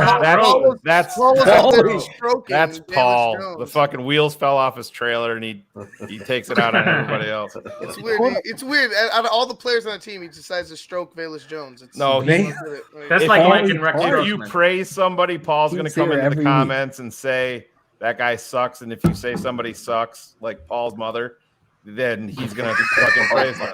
I was gonna say it's cool that Bayless Jones' dad went to show in comments. That's super nice. Yeah, exactly. Paul's got better hands than Bayless. Real quick, Lorin. JSN or Kincaid, if you had to pick. At 9? Oh, man. The ceiling. He's not going to be at 9, either one of those guys. Okay. To those fans, I said I would trade Dak from 9 to accumulate. Did you hear Steve Smith's comments today on JSN? No, I didn't. I'm sure Everybody he likes him. Everybody was, I didn't think he was going to be a 4-4 guy. What was it, 4-4-8? Is that what it came in at? That was a hand time. But I'm just saying, Steve Smith said, I don't. 4-5-8 was what he ran. He said, I don't care what the kid's 40 is. He's going to be a playmaker in a big way in the NFL. All right. I mean, I trust Steve. I mean, Steve Smith. He's not a dude that's going to mince words. I don't think he really gives a fuck what he says. So I think he probably believes that. It's just, I think Zay Flowers is a much better receiver than him, and I love Zay just Flowers. remember that. Just remember that, because I just do. I've been wrong. I thought the kid Washington, he's a free agent. My guy, Washington. Didn't the Cowboys cut him? What's his name? Who? James Washington. James Washington. Oklahoma State yeah. kid. There was a guy, Not a kid Oklahoma State. I really like that kid. But Oklahoma State, I thought you were talking about Alonzo Mays. No. Sometimes it just ain't your James day. Washington. But, that's where I don't know. I wouldn't take JSN. My Go ahead. bad. Shane, just going back real quick. I know we kind of went down the road, but to your point about that corner and Jalen Johnson not being probably on their top priority if he's going to be asking for too much, wouldn't that put cornerback in play? Yeah. I don't agree with it. I don't like the thoughts of it, but yeah. Wouldn't that put cornerback and just looking at it like they're he's always 100%. preached best player available. You know what I mean? These are guys that didn't take a playmaker and took a guy that they thought was a number one, a first round pick in they were Kyler Gordon. If you watch the video of the draft room, they were practically jerking off each other. Like we didn't think that there was any way possible that these two guys, they were whatever they have the inside the war room. But no, Ivan, I think 100% that you have to look forward with things like that. And if they had, I'm not there with I would take Gonzalez over Witherspoon, myself, and so would I. It wouldn't be particularly close the way that I have it. I know there's he's explosive and blows people up, but I need more than that from my cornerback. I just think Gonzalez, man, you just watch that dude backpedal and his fucking head is on. It just doesn't fucking move. It's almost eerie the way that he's so fluid. So if they're gonna go corner at 9, I wouldn't love it, but that would be my pick. Lorin, are you on that wavelength with corner, or are you a Witherspoon guy? I haven't gotten to the corners yet in terms of draft work, so I don't want to comment too much. But from what I could, from what I was reading about them, just tangentially, like it seemed like Witherspoon seemed more like an Eberflus cover 2 corner scheme wise, but right. But that doesn't mean. But even that. So right there, I think that's critically important because Kyler Gordon didn't fit the that. premium on high end cornerbacks in the cover 2 scheme it's Nathan Vasher was a 4th round pick. Right. Yeah, Charles Tillman was a 2nd round pick. So that not saying that they're not important, but they're guys that other teams may look at and say, he's got some warts, you know what I mean? But they fit that cover 2 scheme a little bit. I mean, Minnesota in Xavier Rhodes, what was he, like 19th overall or 20th overall or something like that? I mean, so again, you talk about trade down, you may have the number 1 corner available to any other team that wants a corner. That could be a trade down possibility for teams. The way that I see it falling, I can't pull the trigger on a corner at 9. And to that same point, is Jalen Johnson also not that same sort of not quite the the quote unquote perfect scheme fit. Like again, get players and make it work. Like I don't think we should be so married to like off zone corners playing that way. But like but Jalen Johnson on tape, talent wise, was better than the 50th pick. You know what I mean? His injuries and everything pushed him down, but that's I'm so tired of the Bears trying to play cute. Like you win up front. You know what helps your corner? A pass rush. You know what helps your quarterback? Some blocking. I was just gonna say that. The fucking Bears are playing these fucking cute games with Ryan Pace. We can go down the history list. Kevin White, can't build outside Mitch and it doesn't work. Trubisky. You gotta build it up front. And you look at that, even in my scenario of trading down and getting Kincaid, that is a pipe dream, you know, a wish, because I want Justin to have that kind of weapon. But ultimately, we got to keep him upright. And that's really why. Let's do this. So we're after 11. I know Lauren's been super gracious with his time. Let's do this real quick before we wrap it up with everybody. Phil, start with you and we'll go right around the horn. Why is it always me? It always has to be me first. Well, because you're the boss. You're the boss. According to Medusa. He made me do a mock draft. It was outstanding, by the way. Number 9. The phone's not ringing. You're sitting there. You're on the clock. Who do you think the Bears are going to? Not who you want. Who do you think the Bears would take? And I know there's a lot in play, but let's just say Tyree Wilson's gone. Can we do can you pull up that mock and just go down to 9, and then we go from there, and everyone could make a pick? How about that? Because like Lorin said, I'm not trying to cop out of this. I have a hard time not thinking for me who I would pick, but who would be on the board there. You're just going to take a short white wide receiver from. Listen, Charlie Jones is going to blow up. We can't draft Daniel Braverman at number 9, Phil. Just so you know. He's trying to draft Jesper Horsted instead. It sounds like. Yes. Hey, let me bring that up. Remember Charlie Jones for Purdue, wide receiver, and remember JSN from Ohio State. And I want to see 3 years from now where they align. If my scouting is correct between those two, I believe Charlie will be a household name. I really believe that. I watched him live in Syracuse this year, dude. He put on a fucking show. I'll tell you that. One instinctive receiving motherfucker. Like that dude. It's like Steve Largent, like getting open. My prayers are that they actually put some or trade some draft capital to go out and be aggressive at getting Marvin Harrison Jr. for next year. For next year, because that's just he's just a guy that just the things that he did this year. If he progresses, it's just going to continue, and he has the pedigree already. So I'm sure he has, he's had football mentality since he's been 10, 11 years old. So, yeah, I would aggressively go after him. That'd be my guy. So well, you're not there yet. What are you talking about? Next year? You're confusing me. For that's next what I was year? talking about. Yes. Oh. You're talking about targeting receivers. Well, I wouldn't worry about a receiver this year. This year. I got you now.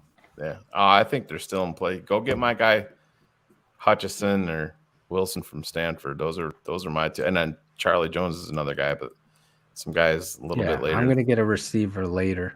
Charlie Jones. So in this, Will Anderson goes number 2. Is Houston gonna shock people and go? Dude. Miles Murphy is my nightmare at 9. I'm just putting that out there. Yeah, well, these simulators are number 3 here, Lorin. Probably should be using the PFF one, right? Since Lauren's here, but I don't have a subscription, so I can't. I'm sorry. Lorin, could you?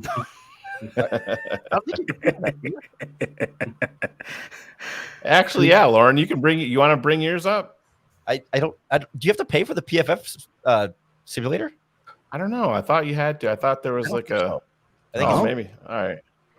Yeah, take this down. Give matter. the guy his due. matter to me. If you're just tuning in, we're here with Lorin Cox at Cox Sports 1 on Twitter of Locked on Bears. Every day, a Bears podcast by this guy.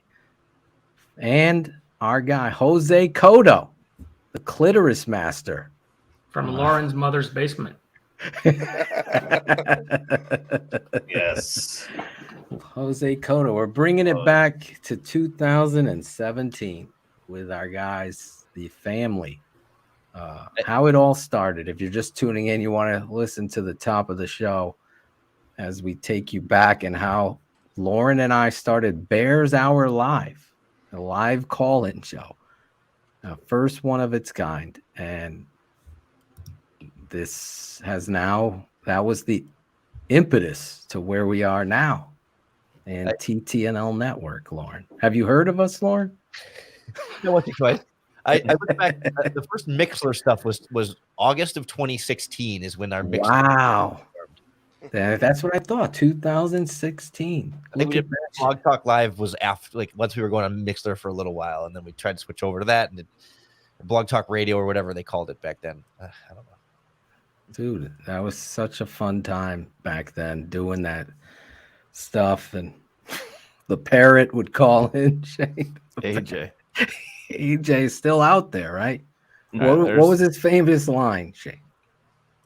Grinding the tape, Lorin. He was grinding the tape. Quick story while Shane sets this up. Lorin and I would go on and we talk the draft or whatever in the off season.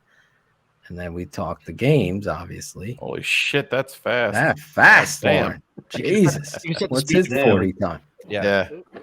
All right, you see it? I need Can my you read that? glasses now. So Bryce Hold Young on. went number 1. CJ Stroud went number 2. Will Anderson goes number 3. This is a more realistic. Yeah, Will Levis. Look at number you, Shane. 4. Jalen Seahawks. Carter. Christian Gonzalez goes number 6. Anthony Richardson. Tyree. Number 7, Tyree Wilson. So the Chicago Bears are on the clock. Oh my God. So yeah. My 3 guys are there. So I didn't know you guys had Cansey up that high. Look at him, ranked 13. And notice Paris Johnson's quite a bit farther down. I'm surprised. Best player available is a cornerback. Devin Witherspoon is their best player available on PFF. If you're listening to the podcast of this, can you scroll down? So I have to go first on this. Yeah, you're okay. Scroll down, boss. Oh my God! Just don't take Nolan Smith. I Miles Murphy. I wouldn't. Miles Murphy. Miles Murphy, no. Stay away from Where's JSN? Where is he? He's up. He's up on top. Is he? Yeah. Okay, there he is. I just wanted to see where you guys had him. Yeah. So. Oh All right, Phil, my God, this is a you're tough down one to for me. 1 minute and 32 seconds left on the clock, Phil, before you Minnesota Viking it. Who is he? This why I get the pressure. All right, I'm thinking for the Bears, not myself. Right? Look at Jeff's got jokes. So let's go listen to the Brawl Network. Let's see how their coverage is, Jeff. Oh man, I haven't heard that name in a long time. Yeah. You're blessed. What? I'm picking for the Bears, right? The exercise is this. No, Phil, you're gonna pick for the fucking No, Toronto as the Argonauts. Bears. I'm not picking. Are we predicting what Pick we think? who you think the Bears would take, not That's who what I'm Phil trying to Atoshi would take. clarify. Yes. Okay. Yeah, Bears and then are going we'll to go take. to Lorin, and then Bears on. will take at 9. Paris Johnson, offensive tackle, Ohio State. So that's who you think they're going to take, okay? That's who I think they're going to So take. Phil's in for Paris Johnson. Lorin, under this scenario, Yeah, who do you the two I was stuck between was either take Johnson or Van Ness in this scenario. And it's a coin toss. I mean, I see them both as guys that they would like. I was leaning Paris Johnson, but I'll say Lukas Van Ness just to be different. Okay. Mine is who I think the Bears are going to take, and I think it's going to be offensive tackle from Georgia, Broderick Jones. He's a lot lower on this than I think probably people within the NFL. are. I have number one. Heard a lot of people. There's a lot of people out there that think he's going, offensive tackle number one. And I think he fits with Ryan Poles and what Ian Cunningham want at that position. So my pick for them, who I think that they would take, is Broderick Jones. I mean, is there any rebuttal to that, Lorin, from you guys? I was going to say, I saw Charles McDonald at 4Verts on Twitter. He has Darnell Wright from Tennessee as his number one tackle and number 3 player in the draft. Wow. He is good. I love Darnell He's Wright. very good. Yeah, I know Carr's number a huge 3 fan. player in this draft. Yeah. So I watched a lot of him because of watching Will Anderson. He shut him down. Yep. Yeah, that And was Will Anderson did say that was one of the toughest tackles that he did. faced. Yep. Listen, if it shakes out like this, I think they're taking one of the tackles. If it's not me picking the Bears, I agree with Phil. I think they take Paris Johnson if this is how the board shakes out. Yep. I wouldn't be mad at it. Yeah, I know I've been, talking about cornerback, and that's just hypothetical. But for me, I'm going to go with Skoronski from you Northwestern. think the Bears will take Skoronski here? I think that, like I said before, they like the idea of having guys that are from the area that care about the, Bears football, that have that love for the game and want to be a part of that culture. And he's a guy that, I'm not saying that he's, going to be a Pro Bowler off the bat, but I think he's a guy that you could slot in there and compete right away. And maybe he is actually that dude. I really do. I don't think he's going to be a guy that's slacking. I think he's going to be a guy that actually puts forth the effort to be the best player because he wants to be that guy. I think it's just going to have to be kind of like a progression. It's not similar to Braxton Jones, but similar to any rookie that's growing in the league. All right, so Ivan got fired. Claudio? Yeah. Well, I'll just do my job. I'll do my job on here, and I'll agree with Phil. And Paris Johnson. There you go. Do whatever the boss. Do whatever the boss says. That's it. I want to get fired. Nightmare pick. Hey, listen. I think the Bear. Jose's Now, taking the in this Peruvian punter. scenario, let's go back real quick. Who would you take, Shane, if this is how it fell? I just told you. No, you personally. Oh, me, myself. Yeah, not the Bears. Yeah, I'll I put would. it on you now. The way that it would fall, I would take Paris Johnson. I have him over Broderick Jones. Oh, really? Yeah, I have Paris as my number 1, and then Jones is my number 2. But the way that would fall for me, I would do it. But I'm higher on Van Ness than most people are too. I know there's a little bit more of a projection there, like I said, but something about that kid, I think it's gonna pay off in spades in time. Lorin, if you were the GM, I find myself leaning Paris Johnson too. I just feel like there's the upside is there and the need is there, and it's just like it's the best of both. Like it feels like high floor and high ceiling and a big need. Like I'm tempted by Quentin Johnston, to be honest with you. That was the other one that I was like maybe just because you don't get too many 6'4" number 1 build type wide receivers that you feel like can add something there. And I think the upside is much higher than JSN, but I got to go with a little bit of need, but a little bit of like sure thing with some high ceiling there in Paris Johnson. Ivan. Corner, Illinois. I already went. No, who as the Bears? Who would you pick? You're the GM. Oh, who would I now. pick? This is how the board fell. I would go top corner, number 1. He's going corner. I knew it. Yeah. Does he have a name? Yeah, Give me some fucking names. Give this Devin Witherspoon, right there. Devin Witherspoon, the top player available. Yeah, PFF's top player right here based on this board. Jose? I would have a hard time not taking a tackle if I'm not going to be crazy and run up there and take a running back or a receiver. I mean, if you want to be crazy and build, go grab skill position players, because I mean, 2 of you have already said Paris Johnson, because that's who I would have said. If we're going to go outside the box, I wouldn't be mad at JSN right there. I know that some people are going to view that as high, but I see some Cooper Kupp in that dude. And I mean, Johnson, I think is a very safe pick. So I wouldn't be mad at it. Paris Johnson, yeah. Okay. The receiver Quentin Johnson that Lorin mentioned, that would be like one of my nightmare picks, man. If they take him at 9, I'd be pissed. You know, it's like to me that's like throwing another. I hate to be. This is gonna sound fucking lazy, but it's like, you know, throwing another Claypool on the roster. You got this athletic dude that doesn't know how to run routes, and you're just banking on the potential. And we there's more polished dudes available. So this is how they had.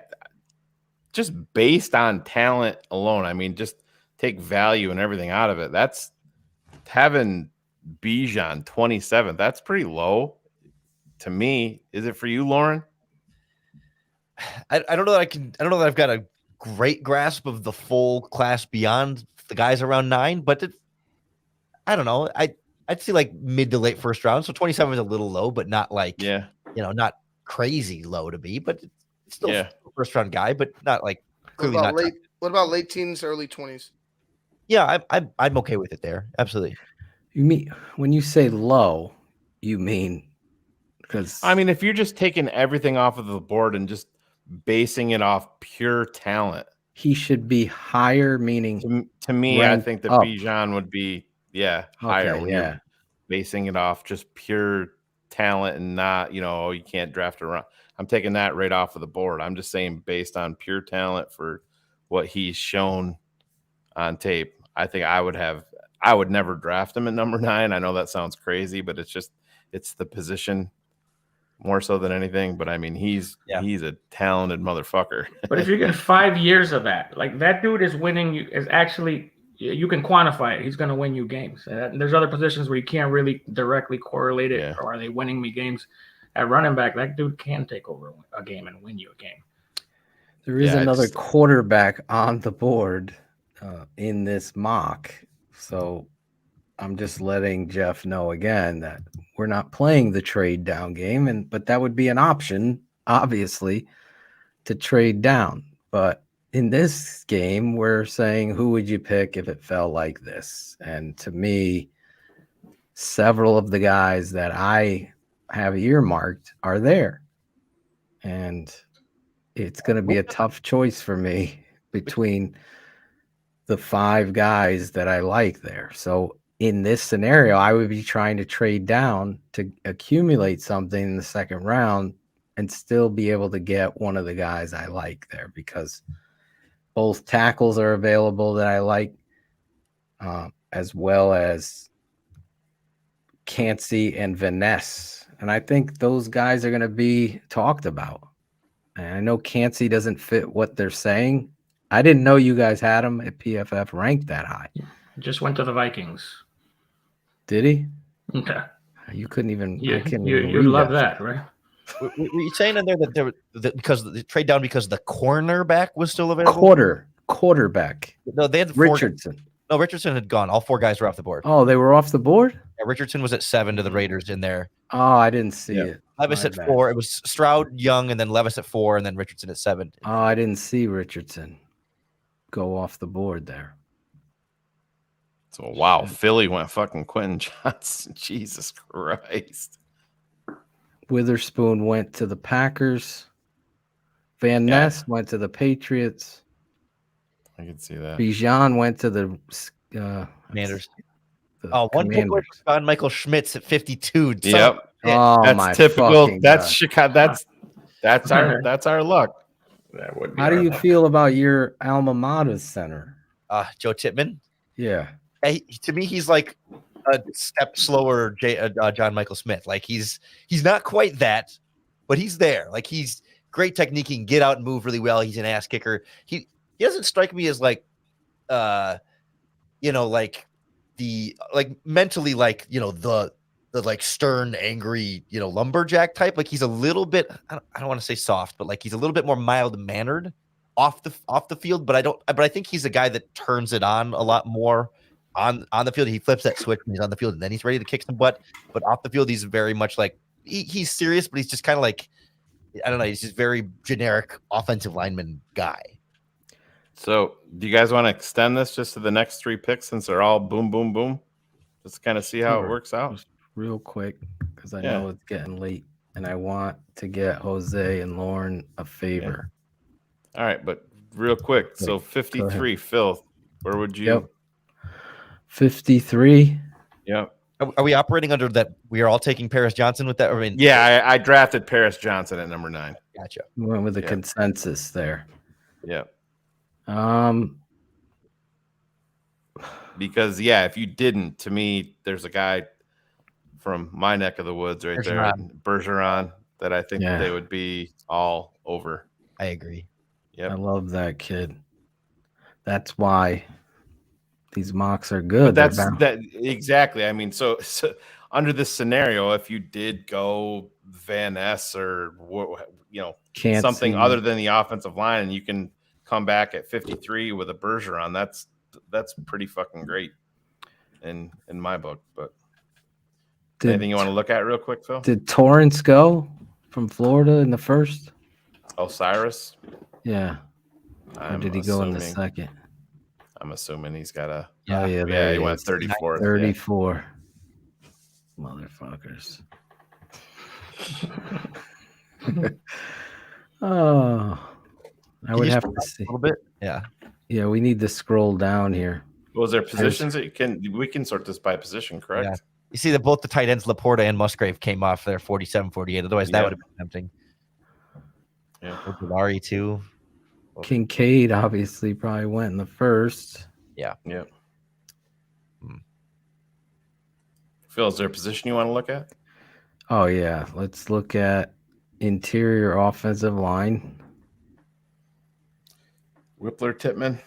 There's your boy from Michigan, but that's early. Yeah. I like him a lot. Yeah. But not this high.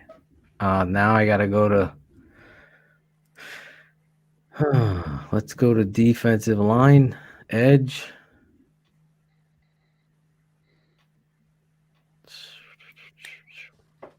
I think Carter's way too high. Yep, totally agree. Some people are talking about him as a first-round guy. Just absolutely nonsense. No way. Yeah, It's crazy. The Keon White excites me out of that. Yes. D tackle. My guy Benton. Yeah, Benton. I'll be at the Wisconsin Pro Day tomorrow if you guys need anything. Oh, nice. Nice. I would. There's such a need for edge based on what it is we need. I would take Keon White, Georgia Tech. Could you be?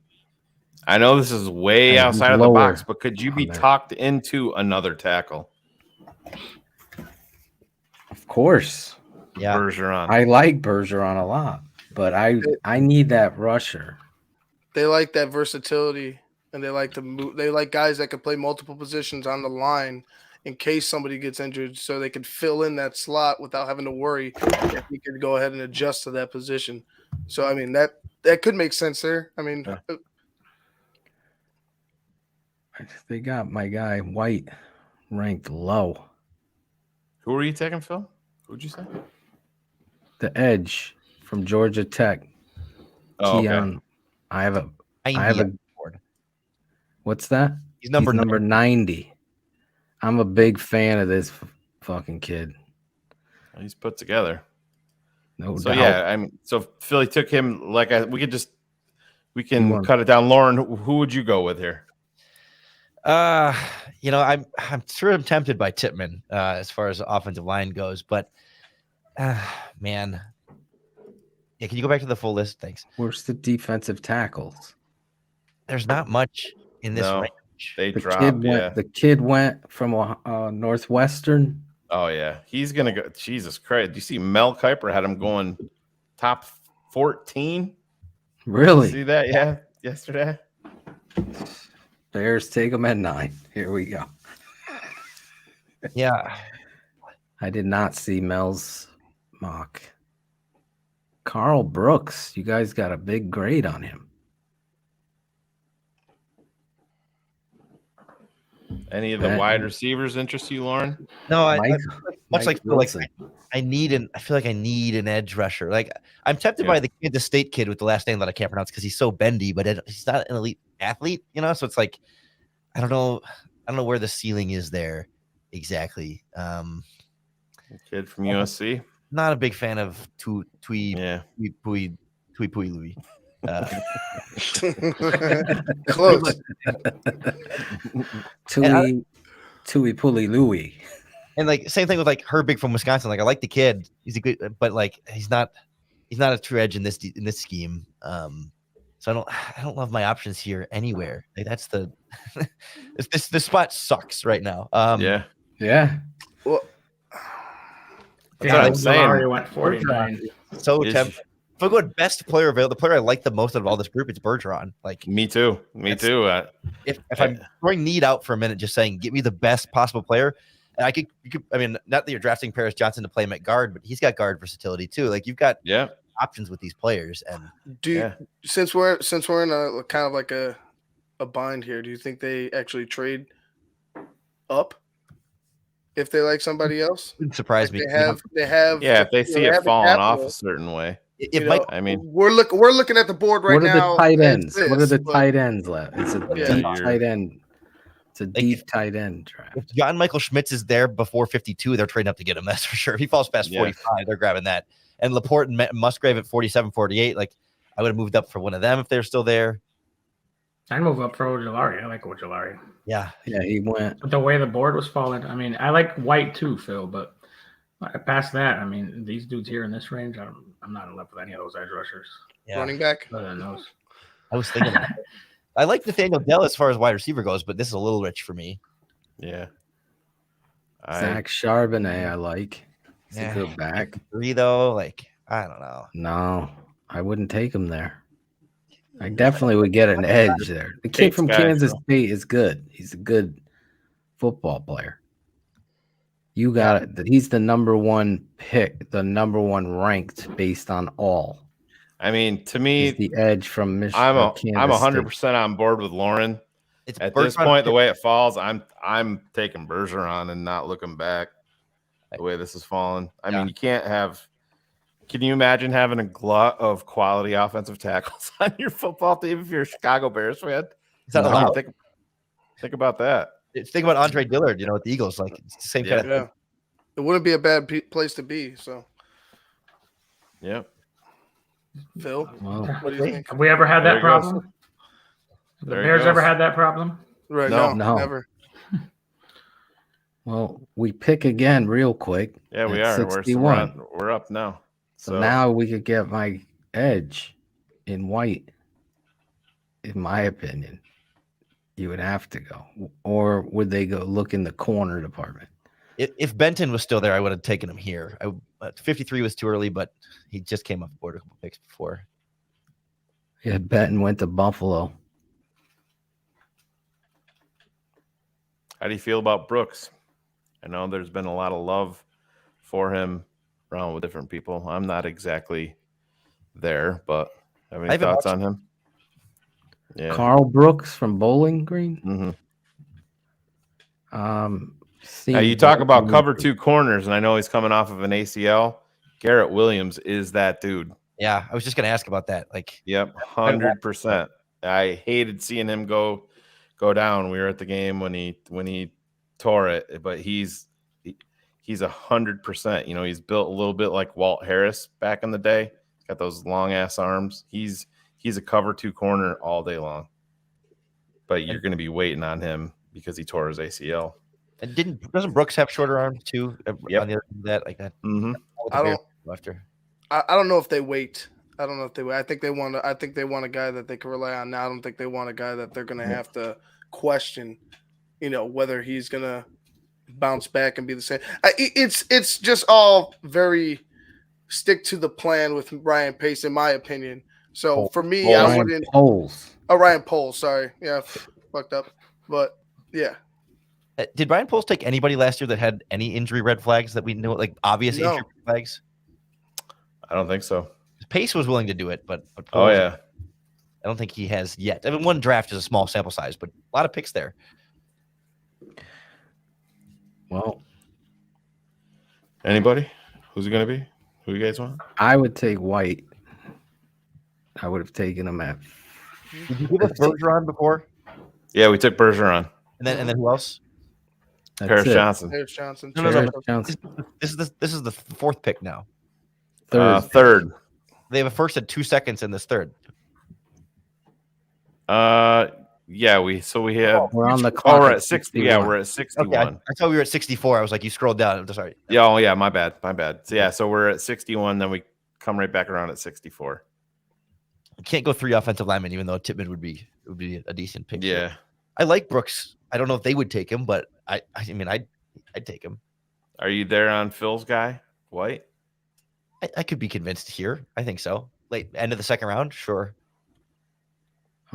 The other guy would be I like the center from Ohio State as well, Whippler. Yeah, I just don't think that they would go no. O-line. I mean, that would be amazing, but they probably won't. I like Keon White a lot, and I think he's that kind of edge rusher that's going to get to the quarterback for you. We don't have any edges, guys, unless are we going to pick up we do now because we just took Keon White. Ngakoue? Is Ngakoue coming to Chicago, Lorin? He can't stop the run. I don't think so. They value that so much. Yeah. No good then. He's not going. Even though, I mean, it'd be a great pass rusher, and I would take him, but doesn't seem like their style. So talking about centers real quick, are we completely writing off Doug Kramer having any stability on this roster or anything moving forward? I know last year Chad Reuter was very, very high on him and called him one of the he came out and said that he expects Kramer to be one of the surprises of the Bears draft. Chad Reuter said that last year. It comes down to them wanting the competition. They've been preaching that. So I think he's definitely in the mix. But, he also adds to the depth. So no matter what, we talked about him. If he didn't get hurt this year, is he the guy over Mustafa? And to be honest, I think he would have been, regardless of the little, time that we've seen of him. But Mustafa was just that bad. But I think Doug Kramer, because of the need for competition, they're going to go ahead and have him in the mix, and he's going to be in the mix. Is Dexter Senior that 380-pounder? He looks exactly like what you want in an interior defensive lineman, but man, he's just one of those dudes that's never. You can watch him on a few plays, and you're like, "Holy fuck, that looks like a top 15 pick," and then you're like, "God damn, what happened to him?"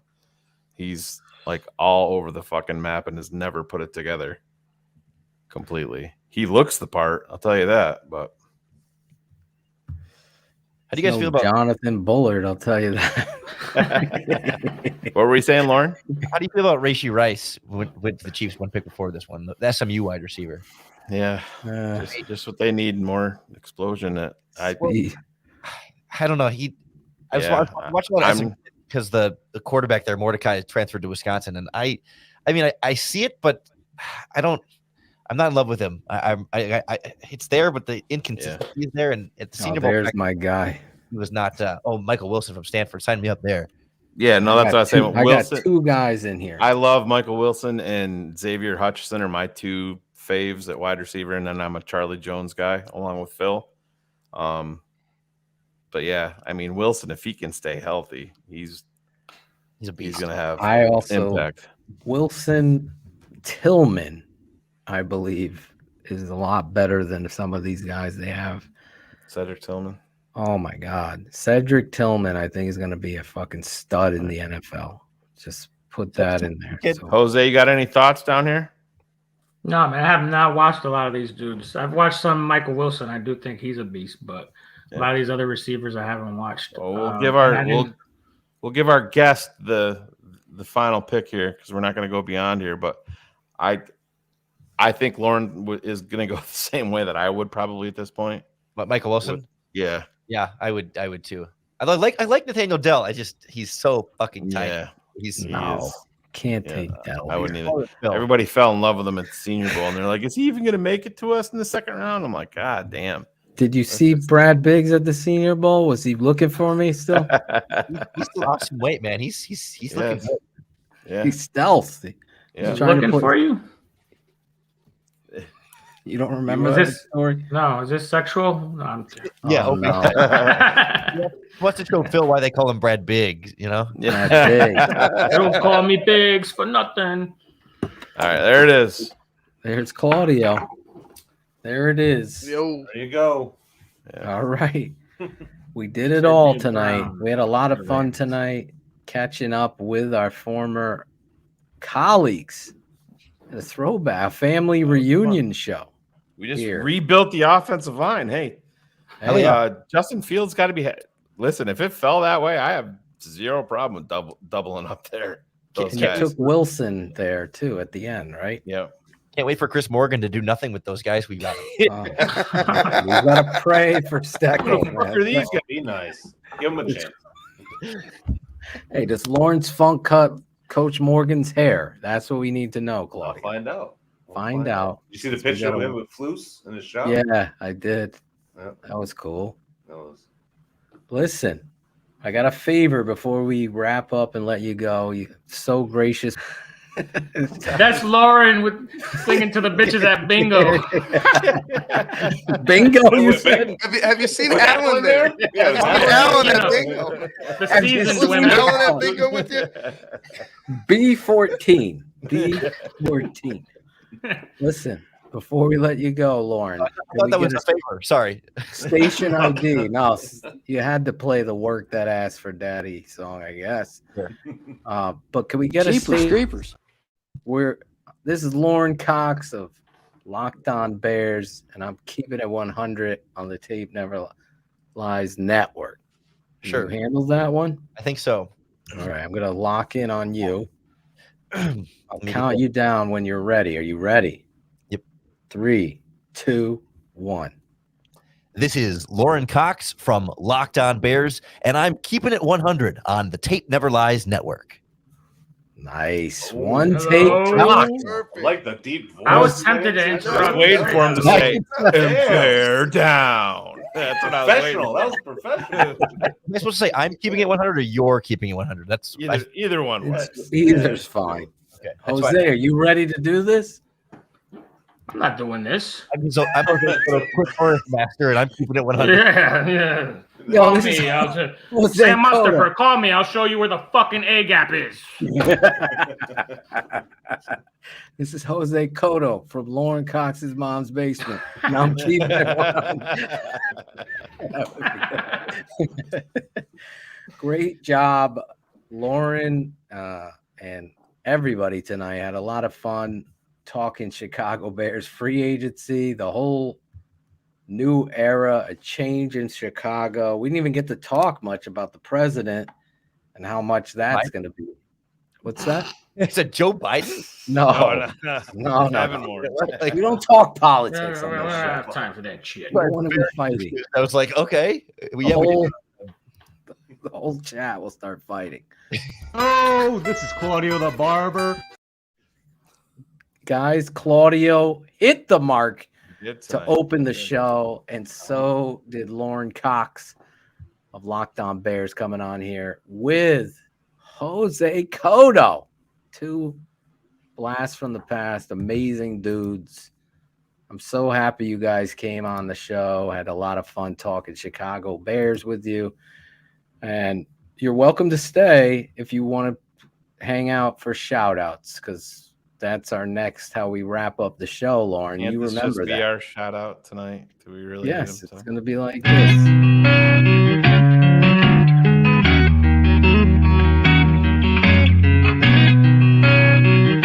Shout out Tape Never Lies. Shout out. I know you hear me, baby. Shout. So there you go. Shout outs. The short and condensed version of the song, because it's late and Shane is hungry. He hasn't eaten yet. Yeah. As right. his boss, I gotta make sure he's fed. Yeah. Tell him, Medusa. Medusa's writing his novel right now. Medusa. Ivan and Shane could just learn to shut the fuck up and listen to their boss. I don't give a fuck that he smokes weed. They all smoke weed. Smoke weed every day. Yes. Good cut. Public service announcement. Produced by right there, Ace Alex Acevedo produced the original drop here. That's been since we were born at the Tape Never Lies Network. It's been a great show. Next week, we got Monday night. We got a special guest. The Ultra back, The Raymond Ultra Harris. is coming to talk some Chicago Bears past and future. His thoughts on the running back situation in Chicago and the Chicago Bears and as a whole. It's going to be a lot of fun with Raymond Harris, the Ultra back. Monday night, a special interview with Raymond. Let's kick it off with you, Lorin Cox. You have anybody you wanted to shout out tonight? Yeah, we were going down memory lane. We shouted out a lot of the guys that were involved in the early days of the process. One name from the past that we didn't talk about briefly, Jonathan Wood on Twitter at Jonathan_Wood. He was a big part of. He loves me. He loves me. Yeah, I know. There's some history there, but Jose left. I'm not smart. That's it. You know, he was involved in this process, and he was part of organizing phases of this behind the scenes. And Phil and I would not have been on this show together had he not been involved in organizing a website. The Bears Beat was the website way back in the day, and Bears Beat took some other form too, and he was a big organizing factor in that. Since we're going back through friends and foes of yesteryear, I want to include Jonathan Wood. Shouting out Jonathan Wood. I don't know how I feel about that, but I do have a good clip of Jonathan or someplace. You have a clip of Jonathan Wood? I do. I'm glad you did. It's a new positive era in Chicago Bears. We're not Twitter, right, Claudio? No Twitter. No good. We're not going to kill anybody here tonight. But it's not his real name anyway. It's okay. It's not his real name? No, it's not. It's an alias. Oh, okay. I never knew that. He's a good I forgot that. I do know his real name, I believe. But see, I never put him on Front Street. Jose.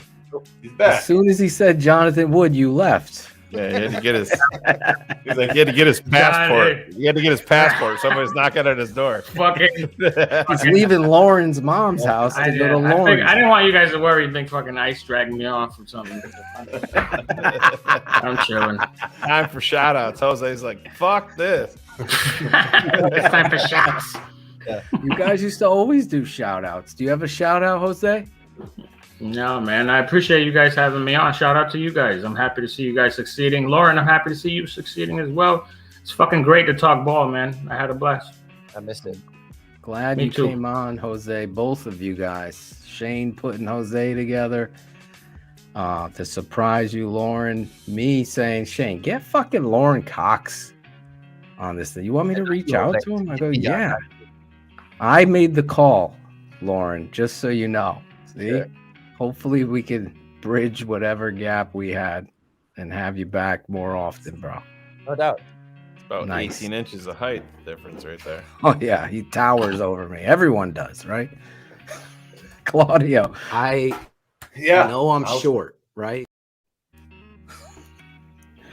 Jackal left. I was going to shout him out. What a great job he did tonight. But go ahead. I'll shout out you guys. Good meeting you guys. Lauren, Jose.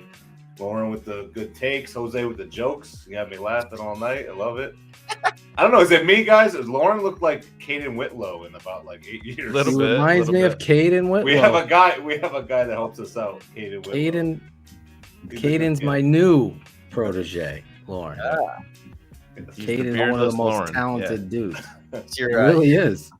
Your next grooming prospect. Yes. Huh? Yes. Mild abuse. Just mild abuse. Yeah, just actually plays linebacker next year besides Roquan. Gibson should be the third edge. That's probably a pretty good point, Red Hot Duck. You mentioned bringing in some of the free agents from the Colts, too. Who do you think is going to play that linebacker spot?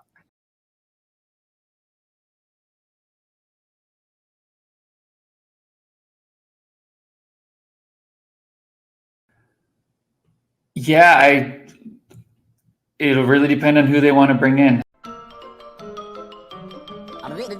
That's all, folks. That's fucked up. Bill Clinton. It's all in good fun. Oh my God. All in good fun.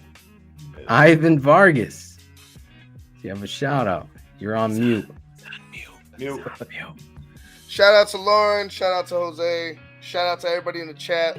They loved it. They were loving you guys. Shout out to you guys, Phil, Shane, Claudio, Jackal, even though he dipped out on us early. And yeah, let's wrap this shit up, Phil, because I'm tired as fuck. You can go to sleep, man. You can leave if you're tired. I won't keep anybody longer. Shane, you got any Ivan, shout? welcome to my life from like 2016 to 2018. Oh yeah. I'd be like, you guys realize I got to get up at 3:30 and it's like 1:16. Feels like it's not all Jay's fault. I got a fucking stop Jaceism hoodie. The fourth interception was not his fault in the first half. Alshon quit running the slant.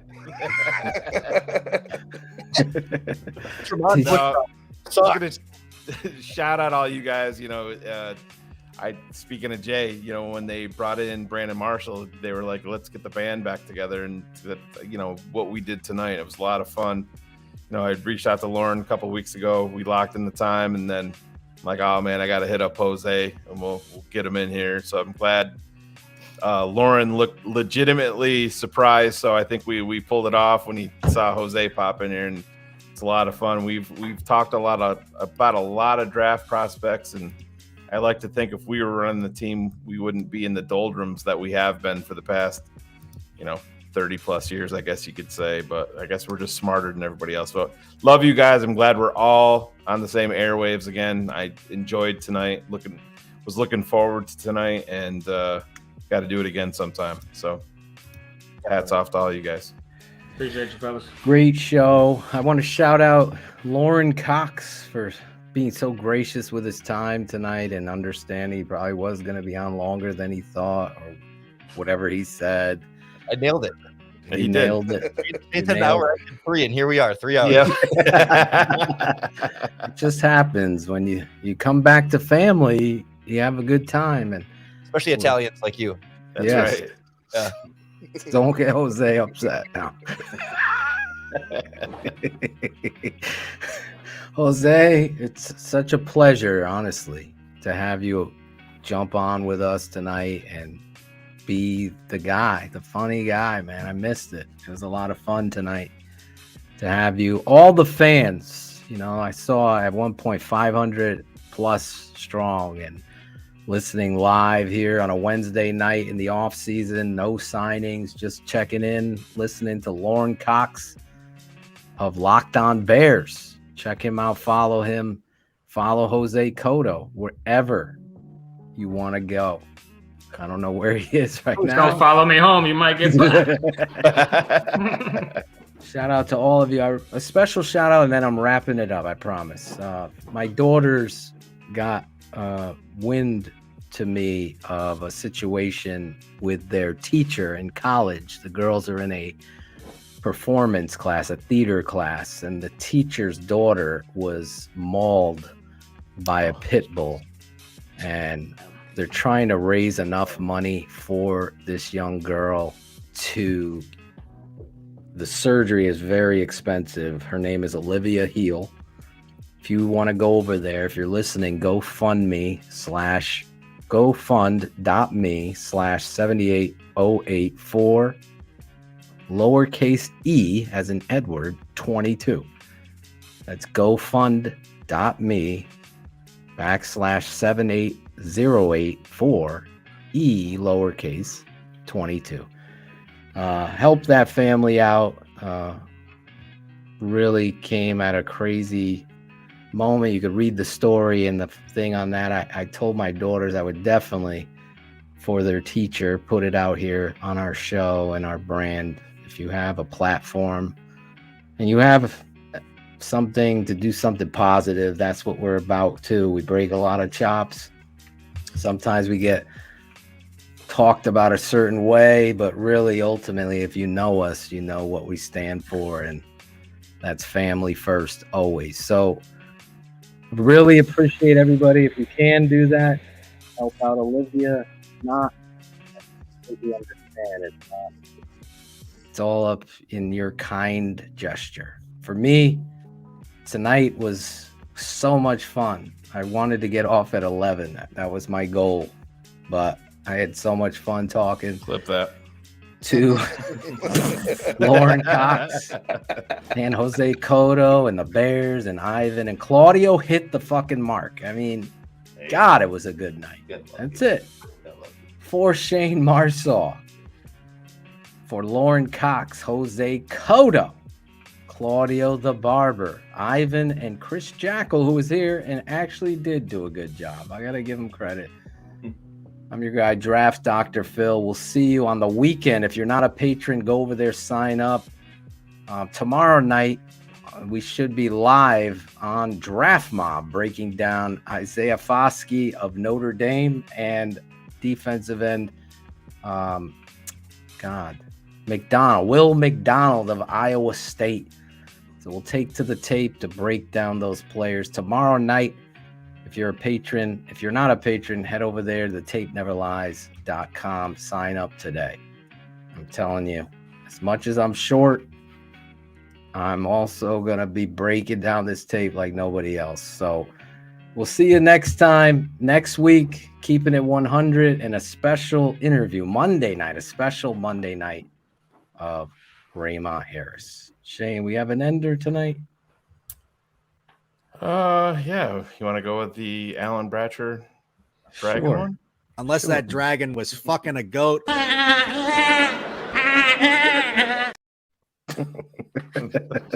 That's all I got. What do you got to roll? Just so slick and skinny in a hole. Yeah.